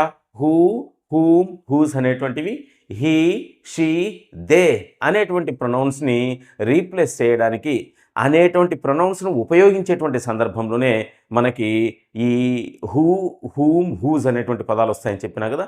ఇందులో ఆ థర్డ్ పర్సన్కి సంబంధించిన రిప్రజెంటేషన్ ఎక్కడెక్కడ ఉందో ఒకసారి గమనిస్తాం. ఇక్కడ హీ అనేటువంటి పదం ఉంది కదా, ఇక్కడ హిమ్ అనేటువంటి ఒక ప్రొనౌన్ ఉంది కదా, ఇక్కడ హిజ్ అనేటువంటి ఒక ప్రొనౌన్ ఉంది కదా. రైట్. సో ఏదైనా ఒక సెంటెన్స్లో మనం ఇక్కడ ఇదేంటి, ఇది హీ అనేటువంటిది ఏంటి? మన ప్రీవియస్ అనాలిసిస్ ఒకసారి చూడండి. హీ అనేటువంటిది సెంటెన్స్లో బిగినింగ్లో వచ్చింది అంటే ఇది ఏ స్థానంలో ఉంది? దీనిని మనం లేబుల్ అవుట్ చేయమంటే, దీనికి పేరు పెట్టమంటే ఏం చెప్తాం? ఇది సబ్జెక్ట్ అని చెప్తాం కదా. సో ఇదేంటిది? ఓబ్ అని అన్నాం కదా. ఇది సబ్జెక్టు, ఇది వర్బ్. ఓకేనా, రైట్. సో ఇక్కడ ఏదైనా ఒక ప్రొనౌన్ని సబ్జెక్టు స్థానంలో యూస్ చేసినాం కాబట్టి ఈ యూసేజ్లో ఇది సబ్జెక్టివ్ కేస్ అనేటువంటి మాట చెప్తాం. ఇక్కడ హీ అనేటువంటి ప్రొనౌన్ని లేదా దీనికి రెలవెంట్గా ఏదైనా ఒక నౌన్ రాయమంటే ఇదో ఇక్కడ నేను ఒక నౌన్ రాస్తున్నా. ఏంటది? కిరణ్ అనేటువంటి ఒక నౌన్ రాస్తున్నా. ఓకే, సో ఏదైనా ఒక పర్సన్ యొక్క రిప్రజెంటేషన్ ఆ పర్సన్ని రీప్లేస్ చేయడానికి ఉపయోగించినటువంటి ప్రొనౌన్, అంటే థర్డ్ పర్సన్ ప్రొనౌన్స్ వస్తున్నాయి కదా ఇక్కడ, హీ, షీ, దే, ఇవి థర్డ్ పర్సన్కు సంబంధించి మనుషులను రిప్రజెంట్ చేసేటువంటి ప్రొనౌన్స్ కదా.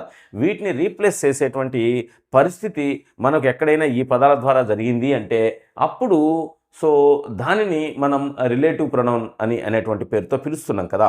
Okay, right. సో ఇక్కడ హీ అనేటువంటిది మనం ఏ కేసులో యూస్ చేసినాం, ఈ ప్రొనౌన్ని ఏ కేసులో యూస్ చేసినాం, ఏ case in the sense, so ఏ స్థానంలో యూస్ చేసినాం, సబ్జెక్టు స్థానంలో యూస్ చేసినాం కాబట్టి దీనిని సబ్జెక్టివ్ కేస్ అని అంటాం. ఒకవేళ ఇది ఆబ్జెక్ట్ కేసులో యూస్ చేసినట్లయితే దానిని ఏమంటామంటే ఆబ్జెక్టివ్ కేస్ అని అంటాం. ఒకవేళ ఒక పర్సన్ యొక్క ప్రాపర్టీని లేదా ఓనర్షిప్ని రిప్రజెంట్ చేయడానికి యూస్ చేసినట్లయితే దాన్ని పొసెసివ్ కేస్. పొసెసివ్నెస్ అని అంటే అర్థం ఏంటంటే కలిగి ఉండడం. ఆబ్జెక్టివ్ అని అంటే, ఆబ్జెక్టివ్ కేస్ అని అంటే ఆబ్జెక్టు రూపంలో ఆబ్జెక్టు స్థానంలో యూస్ చేయడం. సబ్జెక్టివ్ కేస్ అని అంటే సబ్జెక్టు స్థానంలో యూస్ చేయడం. ఓకేనా, రైట్. ఇంకొక చిన్న టిప్ చెప్పిన తర్వాత నేను దీన్ని కన్క్లూడ్ చేసేటువంటి ప్రయత్నం చేస్తా. మనకు సెంటెన్స్లో సబ్జెక్టు, వర్బు, దీనిని ఈ రెండింటిని మీరు ఐడెంటిఫై చేసినారు కదా. సో మరొక చిన్న దానిని కూడా ఐడెంటిఫై చేసేటువంటి ప్రయత్నం చేయండి. ఏంటదంటే ఆబ్జెక్ట్. సబ్జెక్ట్ గురించి మనం ఏం చెప్పినాం? సెంటెన్స్లో అర్థం పరంగా చాలా ప్రాముఖ్యత కలిగినటువంటి పదాన్ని మనం సబ్జెక్ట్ అని అంటాం. లేదా ఒకవేళ ఆ సెంటెన్స్లో పని జరిగినట్లయితే ఆ పనిని ఎవరైతే పర్ఫామ్ చేసినారో ఆ డూయర్ ఆఫ్ యాక్షన్ని మనం సబ్జెక్ట్ అని అంటాం. సో సబ్జెక్ట్ని ఐడెంటిఫై చేయగలుగుతారు. సబ్జెక్టు స్థానంలో మనకు నౌన్ కానీ ప్రొనౌన్ కానీ ఉండడానికి ఛాన్స్ ఉంది. సో సబ్జెక్టు స్థానంలో ఏమేమి ఉండవచ్చు? నౌన్ అంటే ఒక నేమింగ్ వర్డ్, ఒక పర్సన్ యొక్క రిప్రజెంటేషన్ లేదా ఒక యానిమల్ యొక్క రిప్రజెంటేషన్ ఇక్కడ ఉండడానికి ఛాన్స్ ఉంటుంది. అయితే టిప్ అన్నాను కదా, ఏంటిది అంటే ఇచ్చినటువంటి సెంటెన్స్లో వర్బ్కి ముందు వైపున సబ్జెక్ట్ ఉంటుంది, వర్బ్ తర్వాత ఆబ్జెక్ట్ ఉంటుంది. మరి ఆబ్జెక్ట్ అంటే ఏంటి? సబ్జెక్ట్ అంటే so the word which has maximum weightage in terms of meaning in the sentence is called subject అని అన్నాం కదా. మరి verb అని అంటే ఆ సబ్జెక్ట్కు అనుగుణంగా యూస్ చేసేటువంటి ఒక పదమని. ఒకవేళ ఆ సెంటెన్స్లో పని జరిగి ఉంటే ఆ పనిని రిప్రజెంట్ చేయడానికి మనం యూస్ చేసేటువంటి, ఆ పనిని తెలపడానికి. ఇప్పుడు for example he ate apples, అతను యాపిల్స్ తిన్నాడు, ఇది కదా పని జరిగింది. ఈ పనిని చెప్పడానికి యూస్ చేసేటువంటి పదాన్ని ఏమంటున్నాం మనం? వర్బ్ అని అంటున్నాం. అయితే ఇతను చేసినటువంటి పని యొక్క ప్రభావాన్ని రిసీవ్ చేసుకునేటువంటి ఒక పదాన్ని ఏమంటాము అంటే ఆబ్జెక్ట్ అని అంటాం. ఆబ్జెక్టు స్థానంలో కూడా నౌన్ కానీ ప్రొనౌన్ కానీ మనం యూస్ చేస్తాం. ఇక్కడ నౌన్ కదా, యాపిల్స్ అనేటువంటిది నౌన్ కదా, నౌన్ని యూస్ చేసినాం. అంటే ఇతను చేసినటువంటి పని యొక్క ప్రభావాన్ని రిసీవ్ చేసుకున్నటువంటి దానిని మనం ఆబ్జెక్ట్ అని అంటాం. సో ఆబ్జెక్ట్ అని అంటే రిసీవర్ ఆఫ్ యాక్షన్ అనేటువంటి ఒక చిన్న డెఫినేషన్తో మనం ఈక్వేట్ చేయవచ్చు. ఓకే, ఇదేమో డూయర్ ఆఫ్ యాక్షన్. మరి ఇదేంటిది? ఇది వాడు చేసినటువంటి పనిని జరిగినప్పుడు మాత్రమే మనకు ఆబ్జెక్ట్ వస్తుంది సెంటెన్స్లో. దాన్ని చాలా సెన్సిటివ్గా మీరు రికగ్నైజ్ చేయవలసి ఉంటుంది. అంటే వర్బ్ అనేటువంటిది కేవలం పనులను తెలియచేయడానికి మాత్రమే కాకుండా సబ్జెక్ట్ యొక్క స్థితిని, సబ్జెక్ట్ యొక్క పొజిషన్ ఏదైనా కలిగి ఉంటే పొజిషన్ని కూడా తెలియచేయడానికి మనకు వర్బ్ ఉపయోగపడుతుంది. అయితే ఏదైనా ఒక సబ్జెక్టు చేసినటువంటి పనిని తెలియచేసేటువంటి సందర్భంలో మాత్రమే మనకు అందులో ఆబ్జెక్ట్ రావడానికి ఛాన్సెస్ ఉన్నాయి. ఓకేనా? So doer of action, if the action is happened or occurred in the sentence, then the doer of action is called subject. Then the receiver of the action, ఆ పని యొక్క ప్రభావాన్ని ఎవరైతే రిసీవ్ చేసుకున్నారో ఆ రిసీవ్ చేసుకున్నటువంటి ఆ పర్టికులర్ నౌన్ ఆర్ ప్రొనౌన్ని మనం ఏమంటాం అంటే receiver or sufferer of action అంటాం. తెలుగులో దీనినేమో కర్త అంటున్నారు, పనిని చేసినటువంటి వాళ్ళని. దీనినేమో కర్మ అంటున్నారు, పని యొక్క ప్రభావాన్ని రిసీవ్ చేసుకున్నటువంటి ఆబ్జెక్ట్ని తెలుగులో ఏమంటున్నారు అంటే కర్మ అని అంటున్నారు. మధ్యలో ఈ సబ్జెక్టు చేసినటువంటి పనిని తెలియజేసేటువంటి ఆ పదాన్ని ఏమంటున్నాము అంటే క్రియ అని అంటున్నాం కదా. ఓకే, సో ఇది రిసీవర్ ఆఫ్ యాక్షన్. ఏదైనా ఒక ప్రొనౌన్ని లేదా నౌన్ని సబ్జెక్టు స్థానంలో యూస్ చేస్తే దాన్ని సబ్జెక్టివ్ కేస్ అని అంటాం. ఆబ్జెక్టు స్థానంలో యూస్ చేస్తే దాన్ని ఆబ్జెక్టివ్ కేస్ అని అంటాం. ఒక ప్రాపర్టీని తెలియచేయడానికి అతని యొక్క కారు అంటున్నాం కదా, ఇది కార్ అనేటువంటిది అతని యొక్క ప్రాపర్టీ కదా. ఈ ప్రాపర్టీని తెలియచేయడానికి అతని యొక్క కారు, ఆ అతని యొక్క అనేటువంటి ఈ పదము ఏ కేసులో ఉపయోగించబడింది అంటే పొసెసివ్ కేసులో ఉపయోగించబడింది. ఓకేనా. So subjective case, objective case, possessive case, ఈ మూడింటి మీద మీకు క్లారిటీ ఉన్నట్లయితే హూ, హూమ్, హూస్ ఏ సందర్భాల్లో ఉపయోగిస్తారు అనేటువంటిది మీకు క్లారిటీ వచ్చేస్తుంది. ఏదైనా ఒక నౌను లేదా ప్రొనౌన్ని సబ్జెక్టు స్థానంలో యూజ్ చేయబడినటువంటి సెంటెన్స్ మీకు మొదట వచ్చింది అంటే ఖచ్చితంగా ఆ సెంటెన్స్లో మనకు హూ అనేటువంటి రిలేటివ్ ప్రొనౌన్ను యూజ్ చేసి ఆ రెండు సెంటెన్సెస్ని ఒకటి చేయడానికి అవకాశం ఉంది. ఏదైనా ఒక సెంటెన్స్లో ఈ ప్రొనౌను లేదా నౌన్ అనేటువంటిది ఆబ్జెక్టివ్ కేసులో యూజ్ చేయబడింది అంటే అప్పుడు అటువంటి సెంటెన్సెస్ని కంబైన్ చేయడానికి లేదా సింథసైజ్ చేయడానికి మనకు ఉపయోగపడేటువంటి రిలేటివ్ ప్రొనౌన్ ఏంటి అంటే హూమ్ అనేటువంటి రిలేటివ్ ప్రొనౌన్ ఉపయోగపడుతుంది. ఏదైనా ఒక సెంటెన్స్లో ఒక వ్యక్తి యొక్క లేదా ఒక యానిమల్ యొక్క ప్రాపర్టీని రిప్రజెంట్ చేయడానికి మనకి థర్డ్ పర్సన్ రిప్రజెంటేషన్ వచ్చింది అంటే తప్పనిసరిగా అది పొసెసివ్ కేసులో ఉన్నట్లుగా మనం భావించాలి. అంటే ఇప్పుడు నా డిస్కషన్ యొక్క కన్క్లూజన్ ఏంటి అంటే హూ అనేటువంటిది ఏ కేసులో ఉపయోగిస్తాం? సబ్జెక్టివ్ కేసులో ఉపయోగిస్తాం. మరి హూమ్ అనేటువంటిది ఏ కేసులో ఉపయోగిస్తాం? ఆబ్జెక్టివ్ కేసులో ఉపయోగిస్తాం. మరి హూస్ అనేటువంటిది ఏ కేసులో ఉపయోగిస్తామంటే పొసెసివ్ కేసులో ఉపయోగిస్తాం. మూడింటిని పర్సన్స్ని రిప్రజెంట్ చేయడానికే. మరి హూ ఎప్పుడు, హూమ్ ఎప్పుడు, హూజ్ ఎప్పుడు అంటే ఏదైనా ఒక నౌను లేదా ప్రొనౌన్ సబ్జెక్టివ్ కేసులో యూజ్ చేయబడినప్పుడు లేదా సెంటెన్స్ను ప్రారంభించేటువంటి ప్రయత్నం చేస్తున్నప్పుడు మెజారిటీ కేసెస్లో అక్కడ మనం హూ యొక్క సహాయాన్ని తీసుకుంటాం. ఏదైనా ఒక పని యొక్క ప్రభావాన్ని రిసీవ్ చేసుకుంటే ఆబ్జెక్టివ్ ప్లేస్లో ఒక నౌన్ కానీ ప్రొనౌన్ కానీ ఉన్నటువంటి సందర్భంలో అప్పుడు మనం హూమ్ అనేటువంటి రిలేటివ్ ప్రొనౌన్ని యూజ్ చేసి ఆ రిప్రజెంటేషన్ ఉన్నటువంటి సెంటెన్సెస్ని ఒకటి చేసేటువంటి ప్రయత్నం చేస్తాం. సో ఇక ఏదైనా ఒక ప్రాపర్టీని తెలియచేయడానికి అతని యొక్క, ఆమె యొక్క, దాని యొక్క ఈ విధంగా మనం ప్రాపర్టీని తెలియచేస్తామే, ఆ ప్రాపర్టీని తెలియజేసేటువంటి కేసుని ఏమంటామంటే పొసెసివ్ కేసు అంటాం. అటువంటి ప్రాపర్టీని రిప్రజెంట్ చేసే, ఓనర్షిప్ని రిప్రజెంట్ చేసేటువంటి ఆ కేసులో మనం యూజ్ చేయవలసినటువంటి రిలేటివ్ ప్రొనౌన్ ఏంటి అంటే హూజ్ అనేటువంటి రిలేటివ్ ప్రొనౌన్ని యూజ్ చేస్తాం. ఓకేనా. సో ఇది ఓవరాల్గా హూ, హూమ్, హూజ్లని మనం సెంటెన్స్లో యూజ్ చేసేటువంటి విధానం. ఇప్పుడు మనం డైరెక్ట్గా ఎక్కడికి వెళ్ళిపోదాము అంటే నెంబర్ 18లో భాగంగా ఇచ్చేటువంటి రెండు సెంటెన్సెస్ వాటిని సింథసైజ్ చేసి ఈ పదాల యొక్క సహాయంతో ఒక సెంటెన్స్గా ఎలా చేయాలా అనేటువంటి సీక్వెన్స్లోకి మనం వెళ్దాం. సరే, మనం హూ సహాయంతో ఇచ్చినటువంటి రెండు సెంటెన్సెస్ని ఏ విధంగా కంబైన్ చేయాలా అనేటువంటి విషయాన్ని ఇప్పుడు డిస్కస్ చేస్తాం. చూడండి, the man is a doctor, he lives next door. So ఇవి ఇచ్చినటువంటి రెండు సెంటెన్సెస్. ఓకేనా. సో ఒక్కసారి నేను గతంలో చేసినటువంటి ఆ డిస్కషన్ని మీకు రీకలెక్ట్ చేసేటువంటి ప్రయత్నం చేస్తాం. చూడండి, ద మ్యాన్ ఇది కదమ్మా సబ్జెక్టు, అండ్ దెన్ ఈజ్ ఇది కదా వర్బు. సో సబ్జెక్టు వర్బు కలిగి పూర్తి అర్థాన్ని ఇచ్చేటువంటి ఒక సింపుల్ సెంటెన్స్ ఇది. సో హీ ఇది కదా సబ్జెక్టు, లివ్స్ ఇది సబ్జెక్టు, ఇది వర్బ్.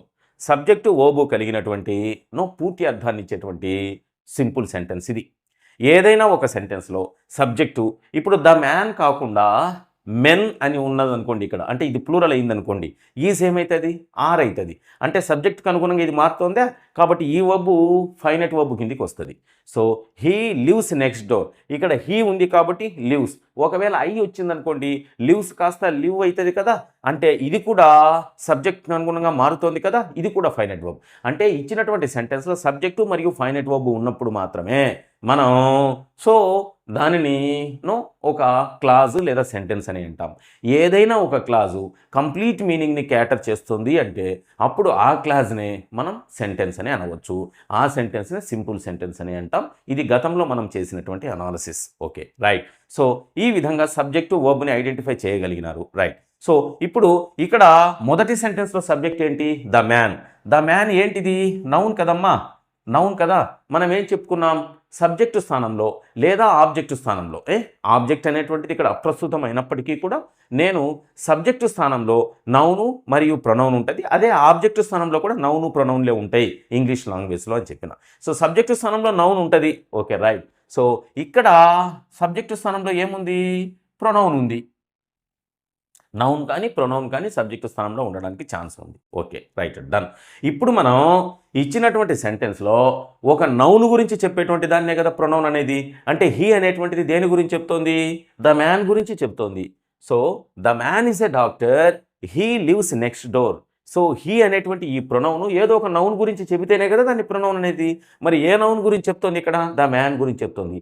ఎగ్జాక్ట్గా నౌన్ గురించి చెప్పేటువంటి ప్రొనౌన్ని మీరు ఐడెంటిఫై చేసిన తర్వాత ఆ ప్రొనౌను లేదా ఆ నౌన్ ఒక పర్సన్ యొక్క రిప్రజెంటేషన్ అయితే ఆ పర్సన్ కూడా ఇచ్చినటువంటి సెంటెన్స్లో సబ్జెక్టు స్థానంలో ఉన్నట్లయితే, రైట్, సబ్జెక్టు స్థానంలో ఉండాలి, పర్సన్ అయి ఉండాలి. అప్పుడు ఆ ప్రొనౌన్ని మీరు తీసేసి దాని స్థానంలో హూ అనేటువంటి పదాన్ని పెట్టవచ్చు. అర్థమవుతుందా? హూ అనేటువంటిది సబ్జెక్టివ్ కేసులో యూస్ చేస్తామని తెలుసు మీకు. అంటే సబ్జెక్టు స్థానంలో నౌన్ కానీ ప్రొనౌన్ కానీ ఉంటాయని తెలుసు. ఇచ్చినటువంటి 2 సెంటెన్సెస్లో ఒక సెంటెన్స్లో సబ్జెక్టు స్థానంలో నౌన్ ఉంటుంది, మరొక సెంటెన్స్లో సబ్జెక్టు స్థానంలో ప్రొనౌన్ ఉంటుంది. ఆ ప్రొనౌన్ని రీప్లేస్ చేస్తూ మనం ఏం చేయాలి అంటే హూ అనేటువంటి పదాన్ని పెట్టుకోవాలి. దాన్ని రీప్లేస్ చేస్తూ హూ అనేటువంటి పదాన్ని పెట్టుకోవాలి. నేను మళ్ళా మార్పులన్నీ ఒక్కసారి మీకు లిస్ట్ అవుట్ చేసేటువంటి ప్రయత్నం చేస్తా, మీరు శ్రద్ధగా వింటే సరిపోతుంది. అయితే ఇచ్చినటువంటి 2 సెంటెన్సెస్లో ఒకదానిలో యాక్షన్ ఉంటుంది, అంటే చేసినటువంటి పని ఉంటుంది. సో ఇప్పుడు the man is a doctor, ఇక్కడ డాక్టర్ అనేటువంటిది ఆబ్జెక్ట్ కాదు, ఇది సబ్జెక్ట్ కాంప్లిమెంట్. ఇది అంటే ఈ సబ్జెక్టు గురించి చెప్పేటువంటి ఒక పదం ఇది. ఇక్కడ ఎటువంటి యాక్షన్ జరగట్లే. హీ లివ్స్ నెక్స్ట్ డోర్, మా పక్కింట్లో అతను నివసిస్తాడు. ఎస్, ఇక్కడ యాక్షన్ ఉంది. అంటే యాక్షన్ రిప్రజెంట్ చేసేటువంటి ఆ పర్టికులర్ వర్బ్ని మీరు ఐడెంటిఫై చేయాలి. రెండవది మొదట ఏం చేయాలి, ఇచ్చినటువంటి సెంటెన్సెస్లో నౌను ప్రొనౌన్ ఐడెంటిఫై చేయాలి. ఆ ప్రొనౌన్ అనేటువంటిది నౌన్ రీప్లేస్ చేస్తుందా లేదా చెక్ చేసుకోవాలి. అది ఒకవేళ మనిషి అయితే, మనిషి యొక్క రిప్రజెంటేషన్ అయితే అప్పుడు మనం సో ఆ ఇచ్చినటువంటి నౌను ప్రొనౌన్ ఏ కేసులో యూస్ చేస్తున్నారు, సబ్జెక్టివ్ కేసా ఆబ్జెక్టివ్ కేసా, సబ్జెక్టివ్ కేసులో మనిషి యొక్క రిప్రజెంటేషన్ వస్తుంది అంటే మనకు తప్పనిసరిగా ఆ 4 ఆ రిలేటివ్ ప్రొనౌన్స్లో ఏది సెట్ అవుతుంది అంటే హూ సెట్ అవుతుంది, ఒకటి. రెండవది ఏంటి అంటే ఇచ్చినటువంటి 2 సెంటెన్సెస్లో ఒకదానిలో యాక్షన్ నడుస్తూ ఉంటుంది, యాక్షన్ జరుగుతూ ఉంటుంది.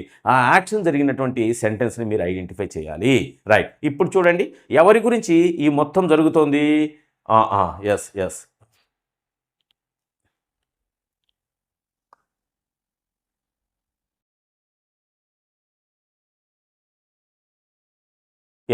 ఎవరి గురించి ఈ డిస్కషన్ జరుగుతుంది, మ్యాన్ గురించి కదా. ఆ మ్యాన్ని మొదట రాయాలి, ద మ్యాన్. ఓకే, ఇప్పుడు మీరు ఈ మ్యాన్ గురించి చెప్పేటువంటి ప్రొనౌన్ ఏముంది, హీ కదా. సో దాని స్థానంలో ఏం రాయమని చెప్పినాం, హూ. అంటే 2 సెంటెన్సెస్ ఒకటి చేసేస్తున్నాం. So the man who. Yes, ఇప్పుడు యాక్షన్ జరిగేటువంటి ఆ సెంటెన్స్ని కనుక్కోమన్నామే. సో హూ తర్వాత యాక్షన్ జరిగేటువంటి పార్ట్ ఉంటుంది కదా, ఆ పార్ట్ని యాడ్ చేయాలి. The man who lives next door. So ఇది అయిపోయింది. సో ఈ పార్ట్కు సంబంధించి హూ రాసినాం. సో యాక్షన్ జరుగుతుంది కాబట్టి ఆ హూ తర్వాత ఈ పార్ట్ రాసేసినాం. ఇప్పుడు మిగిలినటువంటిది మనం ఇక్కడ యాడ్ చేస్తే సరిపోతుంది, రైట్. సో ఇప్పుడు చూడండి ఇది ఒకటి కదమ్మా. సో ఫస్ట్ ఏం రాయాలి, ద మ్యాన్ రాయాలి. నెక్స్ట్ సెకండ్ ఏం రాయాలి, ఆ మ్యాన్ని తర్వాత మ్యాన్ గురించి చెప్పేటువంటి రిలేటివ్ ప్రొనౌన్ హూ రాయాలి. ఆ తర్వాత అక్కడ ఒక యాక్షన్ జరిగినటువంటి పార్ట్ ఉంటుంది, అది ఫస్ట్ సెంటెన్స్లో ఉండవచ్చు, రెండవ సెంటెన్స్లో ఉండవచ్చు. ఆ పార్ట్ అంతా తీసుకొచ్చి ఇక్కడ రాయాలి. నెక్స్ట్ 4వ మార్పు ఏంటి అంటే సో ఇక మనం రాయకుండా మిగిలినటువంటి ఏదో ఒక భాగంలో ఉన్నటువంటి సబ్జెక్టు కాంప్లిమెంట్ ఒకటి ఉంటుంది. సో దాన్ని తీసుకొచ్చి ఇక్కడ రాసేయాలి. So the man who lives next door is a doctor. చూడండి నేను ఈ మొత్తం మార్పులన్నింటినీ 1 by 1 చెప్తా. మొదటిది ఏంటి అంటే ఇచ్చినటువంటి 2 సెంటెన్సెస్లో సబ్జెక్టు వర్బును ఐడెంటిఫై చేసిన తర్వాత ఒక సెంటెన్స్లో నౌన్ ఉంటుంది, ఆ నౌన్ని కనిపెట్టండి. ఇది ఒకటో పదంగా రాయండి.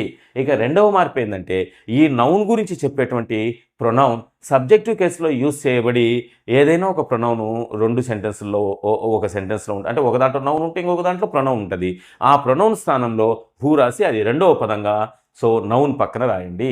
ఇక నెక్స్ట్ మూడవ మార్పు ఏంటి అంటే ఇచ్చినటువంటి సెంటెన్సెస్లో యాక్షన్ని రిప్రజెంట్ చేసేటువంటి ఒక పార్ట్ ఉంటుంది. అంటే పనిని చేసినట్లుగా చెప్పేటువంటి ఒక యాక్షన్ వర్బ్ ఇది యాక్షన్ వర్బ్ కదమ్మా. ఈ యాక్షన్ వర్బ్ని మీరు ఐడెంటిఫై చేయగలుగుతారు కదా. యాక్షన్ వర్బ్ కలిగినటువంటి ఆ పార్ట్ని సో ఆ రిలేటివ్ ప్రొనౌన్ తర్వాత రాయండి. ఇక నాలుగవ మార్పు ఏంటి అంటే సో నౌన్ తర్వాత మనకి ఆ నౌన్ యొక్క డిస్క్రిప్షన్ నౌన్ని డిఫైన్ చేసేటువంటి ఒక సబ్జెక్ట్ కాంప్లిమెంట్ నౌన్ని కాంప్లిమెంట్ చేసేటువంటి ఒక పదం ఉంటుంది. ఆ పదం యొక్క పార్ట్ని తర్వాత రాయండి. ఎస్ ఓకే, ఈ 4 మార్పులను గుర్తుపెట్టుకోండి. నెంబర్ 1 సో నౌను ప్రొనౌన్లు ఏ కేసులో ఉన్నాయి? Subjective case. ఎస్, సబ్జెక్టివ్ కేసులో ఉంటే ఆ నౌన్ని మొదట రాయండి. నెంబర్ 2 ఆ నౌన్ని రిప్రజెంట్ చేయడానికి ఉపయోగించినటువంటి ప్రొనౌన్ స్థానంలో ఆ రిలేటివ్ ప్రొనౌన్ హూ రాయండి. So noun plus relative pronoun. ఆ తర్వాత యాక్షన్ జరిగి ఉంటే యాక్షన్ జరిగినటువంటి పార్ట్ రాయండి. ఆ తర్వాత ఆ సబ్జెక్ట్ని డిఫైన్ చేసేటువంటి ఒక పార్ట్ ఉంటుంది. ఆ పార్ట్ను తర్వాత యాడ్ చేస్తే అప్పుడు మనం టోటల్ సెంటెన్సెస్ రెండింటిని కలిపి ఒకటి చేసిన వాళ్ళం అవుతాం. ఎక్కడ కూడా మధ్యలో కామాలను పెట్టేటువంటి ప్రయత్నం చేయగాకండి. కామాలను పెడితే అర్థం మళ్ళీ మారిపోవడానికి ఛాన్సెస్ ఉంటుంది. అది మీకు హయ్యర్ క్లాసెస్లో తెలిసే అవకాశం ఉంది. ఇప్పుడు నేను ఇక్కడికి రండి. The boy won the race, he is my cousin. Okay right. ఇప్పుడు సో ఇది కదమ్మా సబ్జెక్టు, ఇక్కడ ఇది కదా సబ్జెక్టు కదా. సబ్జెక్టివ్ కేసులో మనకి నౌన్స్ని ఉపయోగించినారు లేదా ప్రొనౌన్స్ని ఉపయోగించినారు కదా. అంటే ఇక్కడ మనకు యూజ్ చేయగలిగినటువంటి పదం ఏంటి? హూ కదా. రైట్. సో ఇదేమో నౌన్, అదేమో ప్రొనౌన్. సో మనం ఏం చేయాలి? మొదటి మార్పు ఏంటి? సో నౌన్ని మొదట రాయాలి, ద బాయ్. ఓకే, తర్వాత ఏం చేయాలి? ఆ ప్రొనౌన్ యొక్క ప్లేస్లో సబ్జెక్టివ్ కేసులో యూజ్ చేయబడినటువంటి మనిషి కాబట్టి సబ్జెక్టివ్ కేసులో మనుషులను రీప్లేస్ చేయడానికి మనం యూజ్ చేసేది హూ కదా. ఎస్, ఆ హూని రెండవ మార్పుగా రాయండి. The boy who. ఎస్, ఈ రెండు పార్టుల్లో పనిని జరిగినటువంటి పార్ట్ను ఒకదాన్ని ఐడెంటిఫై చేయండి. వన్ ద రేస్, పందెంను గెలిచినాడు. ఈజ్ మై కజిన్, అతను మా పెద్దమ్మ లేదా మా పెద్దనాయన లేదా మా చిన్నమ్మ మా చిన్నాయన కొడుకు లేదా మా బ్రదరు అనేటువంటి సీక్వెన్స్ ఉంది కదా. సో ఇదేమో సబ్జెక్టు గురించి చెబుతుంది, ఇదేమో సబ్జెక్టు చేసిన పని చెప్తుంది. అది రాయండి. సో సబ్జెక్టు చేసినటువంటి పని రాయండి. Yes, the boy who won the race. ఇప్పుడు ఆ సబ్జెక్టు గురించి చెప్పేటువంటి ఆ కాంప్లిమెంటరీ పార్ట్ రాయండి. Is my cousin. Okay done. So the boy who won the race is my cousin. ఎక్కడ కూడా కామాలను పెట్టేటువంటి ప్రయత్నం చేయగాకండి. Next, the teacher is strict, she teachers us English. Okay, the teacher ఇది కదా సబ్జెక్టు, ఇక్కడ షీ ఇది కదా సబ్జెక్టు. ఓకేనా. రైట్. సో నౌన్, ఈ రెండు సబ్జెక్టులలో నౌన్ ఏంటి? ద టీచర్ కదా. ద టీచర్తో సెంటెన్స్ను ప్రారంభించండి. ద టీచర్, టీచర్కు సంబంధించి ఈ షీ అనేటువంటి ఈ పదం స్థానంలో ఏం రాయాలి మనం? హూ. ఇది రాయకూడదు బాబు, ఇది రాయకూడదు. అంటే ఈ నౌన్కు సంబంధించి రిప్రజెంటేషన్ ఆఫ్ ప్రొనౌన్ అంటే రెండు పక్కన రావడానికి ఛాన్స్ లేదు. అందుకని ఆ ప్రొనౌన్ను తీసేసి దాని స్థానంలో మనం రిలేటివ్ ప్రొనౌన్ని రాస్తున్నాం. ఏంటది? హూ రాస్తున్నాం. Yes, the teacher who. ఇప్పుడు ఈ రెండింటిలో పని ఎక్కడ జరిగింది? The teacher is strict, teacher చాలా కఠినంగా నియమ నిబంధనలను పాటిస్తూ ఉంటుంది అనేటువంటి ఇక్కడ అర్థం వస్తుందంటే టీచర్ గురించి చెప్పేటువంటి పార్ట్ ఇది. షీ టీచర్స్ అస్ ఇంగ్లీష్, ఆమె మాకు ఇంగ్లీష్ను టీచ్ చేస్తుంది, ఇంగ్లీష్ను టీచ్ చేస్తుంది. అంటే ఇక్కడనే కదా యాక్షన్ వర్డ్ ఉండేది. ఆ పార్ట్ను యాడప్ చేయండి. The teacher who teachers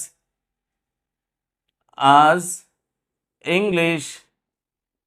yes, ఇప్పుడు మిగిలినటువంటి కాంప్లిమెంటరీ పార్ట్ ఒకటి ఉంటుంది కదా, ఆ నౌన్ గురించి చెప్పేది, అది యాడ్ చేయండి. Is strict. Finish. So the teacher who teaches us English is strict.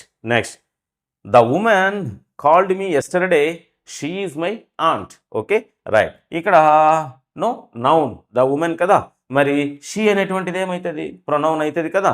So ఇందులో నౌన్తో సెంటెన్స్ను ప్రారంభించండి. మొదటి మార్పులో భాగంగా ద ఉమెన్. ఓకేనా రైట్. ఇప్పుడు ఈ ప్రొనౌన్ను కదా, నౌన్ యొక్క రిలేటివ్ ప్రొనౌన్ ఏంటి అంటే ఇక్కడ షీ కదా, నౌన్ని రిప్రజెంట్ చేసే షీ కదా. షీ యొక్క స్థానంలో సబ్జెక్ట్ కేసులో యూజ్ చేయబడినటువంటి నౌన్ ప్రొనౌన్స్ ఉన్నాయి కాబట్టి మనం ఏం రాయాలి? హూ రాయాలి. Okay, the women who, right. So ఇప్పుడు పని ఎక్కడ జరిగింది? So the women called me yesterday, నిన్న నన్ను పిలిచింది అనేటువంటిది ఇక్కడ జరిగింది. ఆమె మా ఆంట్ అనేటువంటి నౌన్ యొక్క రిప్రజెంటేషన్, నౌన్ యొక్క డిస్క్రిప్షన్ అక్కడ ఉంది, కాంప్లిమెంటరీ పార్ట్ అక్కడ ఉంది, యాక్షన్ ఇక్కడ జరిగింది కదా. యాక్షన్ జరిగినటువంటి ఆ పార్ట్ని యాడప్ చేయండి. The women who called me yesterday. Yes, ఇప్పుడు కాంప్లిమెంటరీ పార్ట్ని సో రిమైనింగ్ పార్ట్గా ఇక్కడ యాడ్ చేయండి. Is my aunt. అర్థమవుతుందా? So the women called me yesterday ఒక simple sentence, she is my aunt మరో సింపుల్ సెంటెన్స్. ఇప్పుడు రెండు సింపుల్ సెంటెన్సెస్ కలిపి ఒకటి చేయాలి. So the women who called me yesterday is my aunt. సో ఎటువంటి పరిస్థితుల్లో మధ్యలో పంక్చువేషన్ మార్క్స్ని యూజ్ చేయొద్దండి. The people arrived late, they missed the speech. Okay, so ఇక్కడ ఇది కదమ్మా నౌను. ఎస్, సో దే అనేటువంటిది ప్రొనౌన్ కదా, రెండు సబ్జెక్టివ్ కేసులో యూజ్ చేసినారు కదా. సబ్జెక్టివ్ కేసులో యూజ్ చేసి నౌను ప్రొనౌన్ ఉన్నాయి అంటే మనుషుల యొక్క రిప్రజెంటేషన్ ఉంది అంటే అక్కడ మనం యూజ్ చేయగలిగినటువంటి రిలేటివ్ ప్రొనౌన్ ఏంటి? హూ కదా. ఎస్, సో ఇప్పుడు నౌన్తో సెంటెన్స్ను ప్రారంభించాలి. మొదటి మార్పులో భాగంగా ద పీపుల్. సో ఇక్కడ దే స్థానంలో మనం రిలేటివ్ ప్రొనౌన్ని ఏం యూజ్ చేస్తాం? సబ్జెక్టివ్ కేసులో ఉంది కాబట్టి హూను యూజ్ చేస్తాం. యాక్షన్ ఎక్కడ జరిగింది? అరైవ్డ్ లేట్, నిదానంగా వచ్చినారు.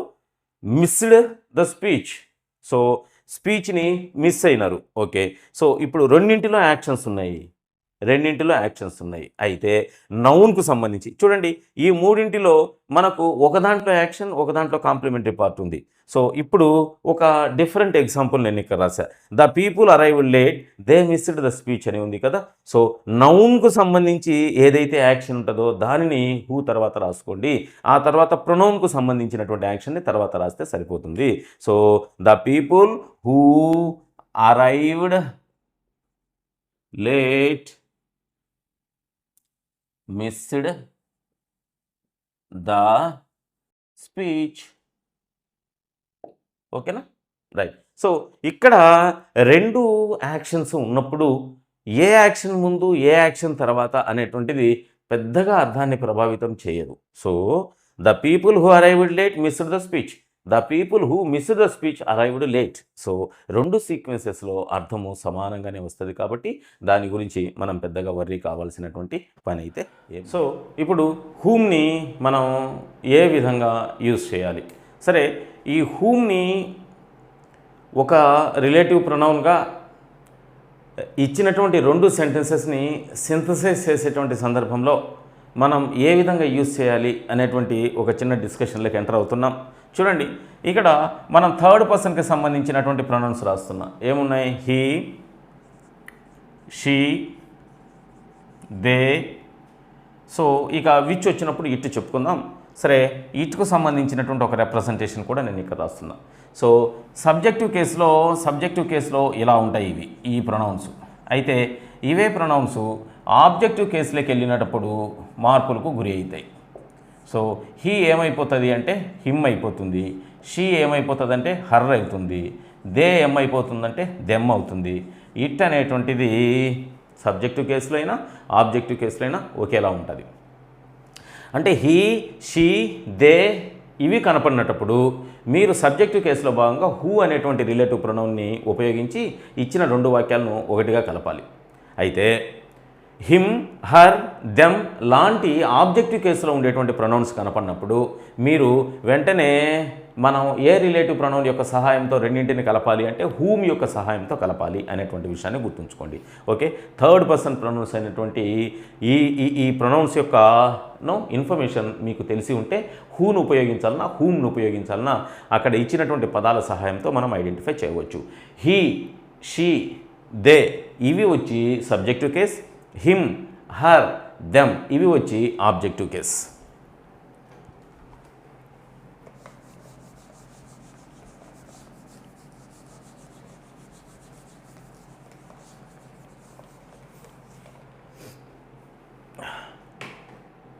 ఓకే, సరే ఇప్పుడు చూడండి, the man called me I met him yesterday. ఇందులో ఆబ్జెక్టివ్ కేసులో ఉండేటువంటి థర్డ్ పర్సన్ ప్రొనౌన్ ఎక్కడ ఉంది మీరు మొదట గమనించండి. సో ఇక్కడ ఉంది కదా, ఎస్ రైట్.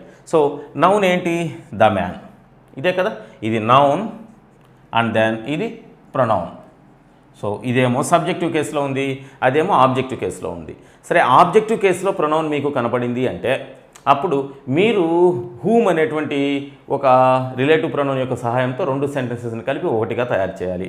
ఇప్పుడు చూడండి, ఏ నౌన్తో ప్రారంభించబడిందో ఆ నౌన్ని అలాగే రాస్తున్నాం, ద మ్యాన్. ఓకే, సో అంటే ఈ ప్రొనౌన్ ఏ నౌన్ని రిప్రజెంట్ చేస్తుంది, ద మ్యాన్ని కదా. ద మ్యాన్ కాల్డ్ మీ, అతను నన్ను పిలిచినాడు, అతనిని నేను నిన్న కలిశాను. అతనిని అంటే ఎవరిని, మ్యాన్ని కదా. సో కాబట్టి ఆ నౌన్ని మనం మొదట రాస్తున్నాం. సరే, ఇప్పుడు ఈ హిమ్ స్థానంలో ఎస్ ద మ్యాన్ నౌన్ని రాసినాం. సరే, రిమైనింగ్ పార్ట్ కూడా రాసేయండి. ద మ్యాన్ కాల్డ్ మీ అంటే ఇక్కడికి వచ్చేతలకి ఏమవుతుంది అంటే ఎక్స్ప్లెనేషన్కి అవకాశం తగ్గి సెన్స్ని ఆధారంగా, అర్థాన్ని ఆధారంగా చేసుకొని రెండు సెంటెన్సెస్ని కలపాలి. వాస్తవంగా అయితే మనం మొదటిది ఇలా చేయండి, రెండోది ఇలా చేయండి అని చెప్పడానికి స్కోప్ తగ్గుతుంది, రైట్, నో ప్రాబ్లం. సో ఇక్కడ ఏం చేస్తాం, ఆ సెంటెన్స్ మొత్తం రాయండి, the man called me. Okay, done. So ఇప్పుడు రెండవ పార్ట్ అంటే ఏ పార్ట్లో అయితే ఆబ్జెక్టివ్ ప్రొనౌన్ ఉందో ఆ పార్ట్లోకి మనం వచ్చేసినాం అనమాట. ఇప్పుడు హిమ్ స్థానంలో హూమ్ రాయండి. ఖచ్చితంగా రెండు సెంటెన్సెస్ని ఒకటిగా కలిపేటువంటి సీక్వెన్స్లో ఆ రెండు సెంటెన్సెస్ మధ్యలో మ్యాక్సిమం మెజారిటీ కేసెస్లో లేదా మొదటి సెంటెన్స్ అయిన తర్వాత రెండవ సెంటెన్స్ని జాయిన్ చేసేటువంటి సందర్భంలో మనం ఈ యొక్క రిలేటివ్ ప్రొనౌన్ని యూస్ చేసుకుంటే మీనింగ్ఫుల్గా, సెన్సిబుల్గా ఉండడానికి ఛాన్స్ ఉంటుంది. The man called me whom, ఇది వెళ్ళిపోయింది అనమాట. హిమ్ స్థానంలో హూమ్ వచ్చేసింది, ఇది వెళ్ళిపోయింది. ఇంకేం మిగిలింది, ఐ మెట్ ఎస్టర్డే ఉంది. ఐ మెట్ ఎస్టర్డేని ఇక్కడ యాడ్ చేసుకుంటే సరిపోతుంది. So I met yesterday. Okay, the man called me whom I met yesterday. వాస్తవంగా ఇంకొంచెం సెన్సిబుల్గా తయారు చేయాలంటే the man whom I met yesterday called me అనేటువంటి ఒక చిన్న సెన్సిబుల్ యూనిట్ వస్తుంది, నో ప్రాబ్లం.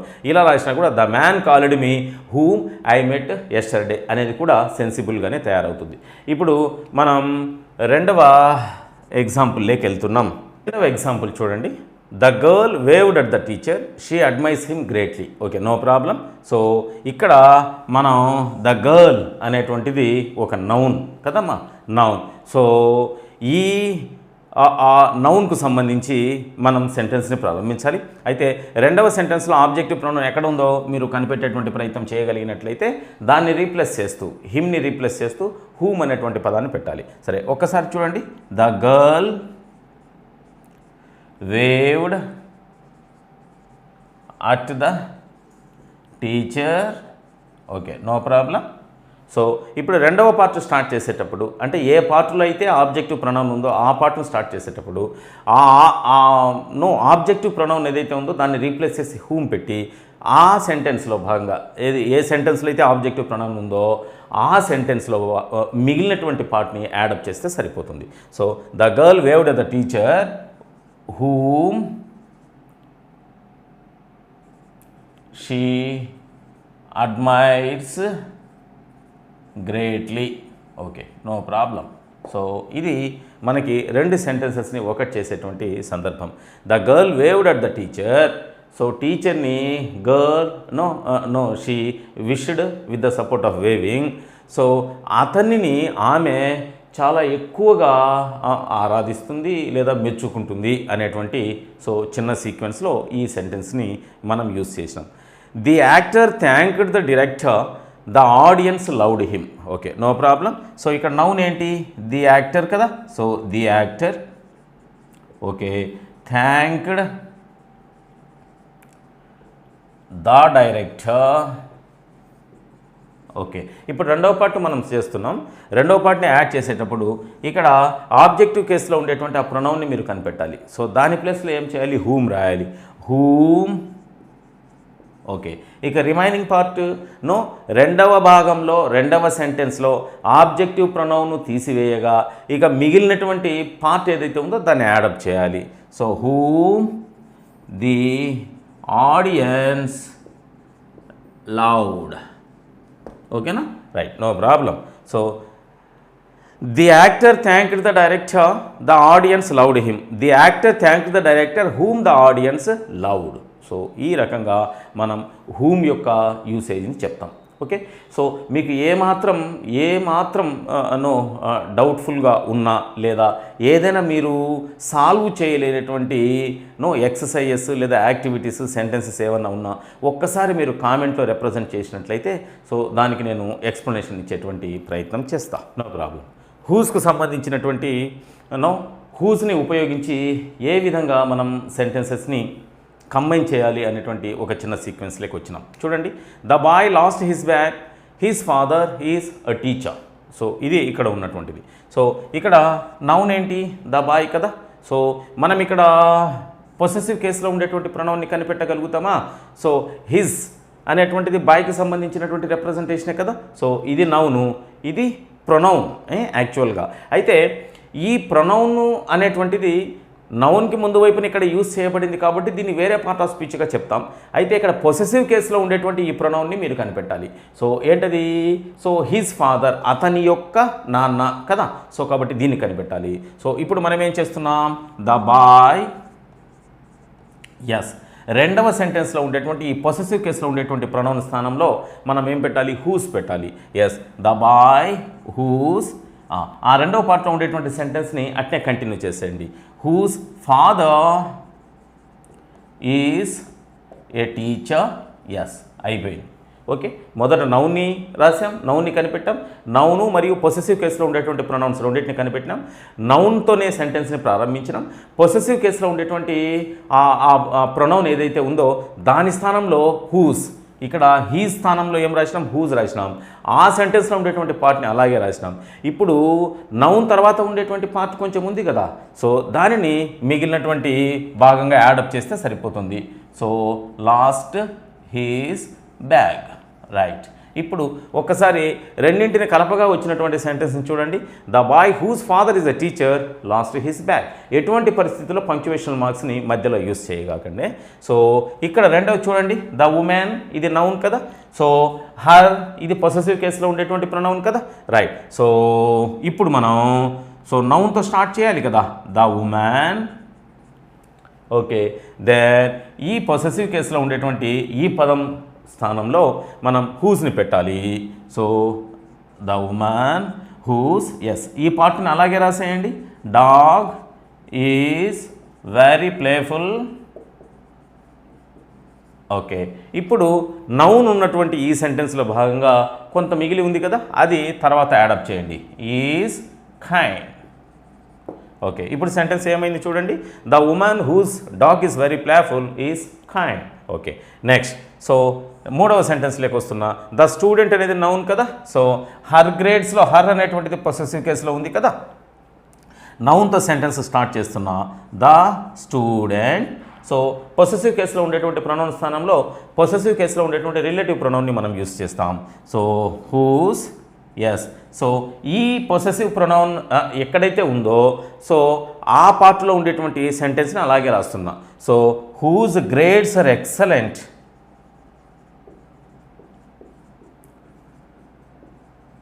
ఓకే, ఇప్పుడు నౌన్ ఉన్నటువంటి సెంటెన్స్లో మిగిలినటువంటి భాగాన్ని ఇక్కడ యాడప్ చేస్తున్నా. సో ఫర్గాట్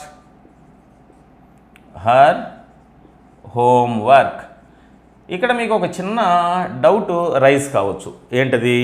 ఇక్కడ హర్ ఉంది, ఇక్కడ హర్ ఉంది, మరి దేనిని పొసెసివ్ కేసులో ఉండేటువంటి ప్రొనౌన్గా మనం భావించాలి అంటే చూడండి, నౌన్ ఉండేటువంటి సెంటెన్స్లో మనకి ఈ రకమైనటువంటి రిప్రజెంటేషన్స్ వచ్చినా కూడా మీరు కన్సిడర్ చేయగాకండి. ఇది ఒక sentence, right?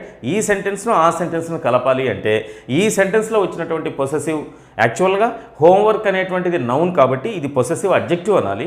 No problem, possessive కేసులో ఉండేటువంటి వర్డ్ అని చెప్తున్నాను నేను ఇక్కడ. So the student forgot her homework, ఇది మొదటి భాగంలో ఉంది కాబట్టి దీనిని కన్సిడర్ చేయకూడదు. రెండవ భాగంలో ఉండేటువంటి పొసెసివ్ కేసులో ఉండేటువంటి వర్డ్ను మాత్రమే కన్సిడర్ చేసి దాని స్థానంలో మనం హూస్ అనేటువంటి పదాన్ని పెడితే సరిపోతుంది. ఇప్పుడు మనం విచ్కు సంబంధించి విచ్ అనేటువంటి ఆ రిలేటివ్ ప్రొనౌన్ని ఏ విధంగా రెండు సెంటెన్సెస్ని కలపడానికి ఉపయోగిస్తాము అనేటువంటి డిస్కషన్లోకి మనం వచ్చినాం. మనం already no, previously I explained that. So which is the representation of objects and animals. So non living థింగ్స్ని మరియు అనిమల్స్ని రిప్రజెంట్ చేయడానికి విచ్ అనేటువంటి రిలేటివ్ ప్రొనౌన్ యొక్క సహాయాన్ని తీసుకుంటామని మనం ఆల్రెడీ చెప్పి ఉన్నాం. సరే, ఇప్పుడు చూడండి, the book is on the table, it is very interesting. Which అనేటువంటిది ఏ ప్రొనౌన్ని రీప్లేస్ చేయడానికి ఉపయోగపడుతుందో కూడా చెప్పి ఉన్నాం, ఇట్. సో హూ అనేటువంటిది హీ, షీ, దే. హూమ్ అనేటువంటిది హిమ్, హర్, దెమ్. హూస్ అనేటువంటిది హీస్, హర్, దైర్. ఈ రకంగా మనం కనిపెట్టగలగాలి. అదే విచ్ అనేటువంటిది ఏ ప్రొనౌన్ని రీప్లేస్ చేస్తుంది అంటే ఇట్ అనేటువంటి ప్రొనౌన్ని రీప్లేస్ చేస్తుంది. ఇప్పుడు చూడండి, సో ఇక్కడ ఇచ్చినటువంటి సెంటెన్స్లో నేను నౌన్ని కనిపెట్టిన. So who, whom, whose, which ఏదైనా సరే ఆ రెండు సెంటెన్సుల్లో నౌన్ని మీరు కనిపెట్టి నౌన్ సహాయంతోనే ఆ సింథసిస్ లేదా కాంబినేషన్ ఆఫ్ సెంటెన్సెస్ని స్టార్ట్ చేయగలగాలి. సో నౌన్ని నేను కనిపెట్టేసిన, ఈ నౌన్ని రిప్రజెంట్ చేసేటువంటి ప్రొనౌన్ని కూడా ఇక్కడ కనిపెట్టిన. ఓకేనా, రైట్. సో ఇది నౌనే అయితే నాన్ లివింగ్ థింగ్. ఓకే, ఒకవేళ ఈ నౌను లివింగ్ థింగ్ అయితే అక్కడ మనకు హీ కానీ, షీ కానీ, దే కానీ ఉంటుంది, అప్పుడు హూని యూస్ చేస్తాం. ఇది నాన్ లివింగ్ థింగ్ కదా, సో కాబట్టి దీనికి మనం దేన్ని యూస్ చేయాలంటే విచ్ని యూస్ చేయాలి. సో నౌన్తో సెంటెన్స్ స్టార్ట్ చేస్తున్నా, ద బుక్. ఓకే, సో ఇప్పుడు బుక్ని రిప్రజెంట్ చేసేటువంటి ఆ ప్రొనౌన్ ఉంది కదా, ఆ ప్రొనౌన్ యొక్క స్థానంలో నేను విచ్ అనేటువంటి ఒక రిలేటివ్ ప్రొనౌన్ని యూస్ చేస్తున్నా. ఓకే, సో ఇప్పుడు అదే సెంటెన్స్లో ఉండేటువంటి అంటే ప్రొనౌన్ను కలిగి ఉన్నటువంటి సెంటెన్స్ ఏదైతే ఉందో అందులో ఉండేటువంటి రిమైనింగ్ పార్ట్ని యాడప్ చేస్తున్నా. Is very interesting.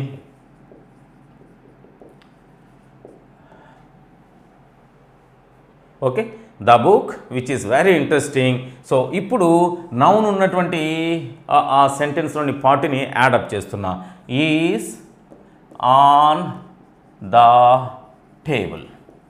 ఓకేనా, సో ఇప్పుడు సింథసిస్ తర్వాత కంబైన్ చేసిన తర్వాత సెంటెన్స్ ఫార్మేషన్ ఎలా వచ్చింది? The book which is very interesting is on the table. Okay, so the book which is on the table is very interesting. No problem.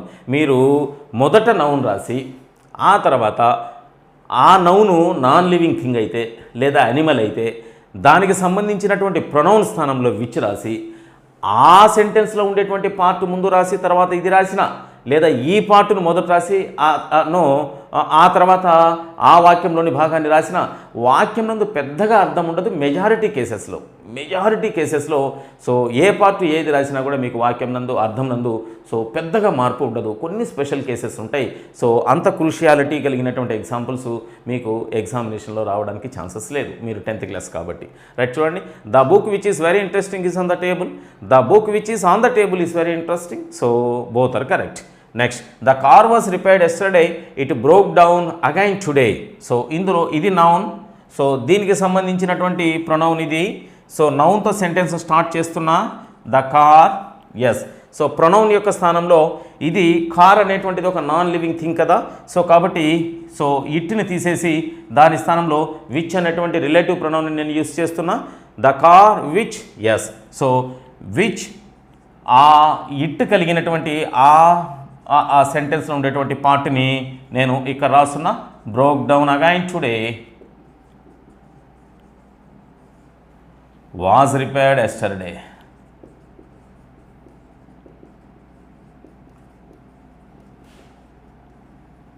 Okay, no problem. సరే, ఒకసారి synthesis తర్వాత sentence చూడండి. The car which broke down again today was repaired yesterday. The car which was repaired yesterday broke down again today. So no problem. So రెండు కూడా correct సెన్స్ని apply చేస్తే పెద్దగా worry కావాల్సినటువంటి అవసరం లేదు. The movie was released last week, it is a big hit. So ఇప్పుడు నేను the movie ఒక నౌను, సో ఇట్ అనేటువంటిది దానికి సంబంధించినటువంటి ప్రొనౌన్. సో నౌన్తో సెంటెన్స్ స్టార్ట్ చేయాలని చెప్పినాం కదా, so the movie. Yes, so ఇప్పుడు ఆ ప్రొనౌన్ ఏదైతే ఉందో ప్రొనౌన్ స్థానంలో దానికి సంబంధించినటువంటి రిలేటివ్ ప్రొనౌన్ ఉన్నప్పుడు మాత్రమే ఈ రెండింటిని మనం యాడప్ చేయగలుగుతాం. అందుకని దానికి సంబంధించినటువంటి నేను రిలేటివ్ ప్రొనౌన్ రాసిన. సో ఆ తర్వాత సో ప్రొనౌన్ కలిగినటువంటి వాక్యం యొక్క భాగాన్ని నేను ఇక్కడ విచ్ తర్వాత రాస్తున్నా. So yeah, right. The movie which is a big hit. So తర్వాత మనం మొదటి భాగంలో ఉండేటువంటి నౌన్ పోగా మిగిలినటువంటి భాగాన్ని నేను రాస్తున్నా. So was released last week. Okay, no problem. So ఇప్పుడు సింథసిస్ తర్వాత సెంటెన్స్ ఏమైంది? The movie which is a big hit was released last week, లేదా the movie which was released last week is a big hit. So అలా చెప్పినా కూడా sense నందు పెద్దగా వ్యత్యాసం ఉండదు, కాబట్టి వర్రీ కావాల్సిన పనిలే. ఈ విధంగా క్వశ్చన్ నెంబర్ 18ని మనం ఇచ్చినటువంటి 2 సెంటెన్సెస్ని ఒక సెంటెన్స్గా రాసేటువంటి ప్రయత్నం చేయాలి. అయితే చూడండి, as far as my perspective is concern, I explained certain key points regarding combination of given 2 sentences under the heading of question number 18, but you may not get clearly in order to reciprocate again in the examination hall. If you have any sort of doubt regarding the synthesis of these sentences by using who, whom, which and whose, so immediately put a comment under the video. So then by consulting and considering all those comments given by you, I can prepare one more video. So మీకు ఇంకా ప్రాక్టీస్కి కొన్ని questions ఇక్కడే లైవ్లోనే చేయించాలి అంటే కూడా so వాటికి కూడా నేను ప్లాన్ చేస్తా. సో మీకు ఏ చిన్న ఇబ్బంది వచ్చినా ఆ ఇబ్బందిని కామెంట్ రూపంలో తెలియచేసినట్లయితే సో నెక్స్ట్ నేను రికవర్ చేసి నెక్స్ట్ క్వశ్చన్స్ని చెప్పేటప్పుడు జాగ్రత్తలు తీసుకునేటువంటి ప్రయత్నం చేస్తా. రైట్.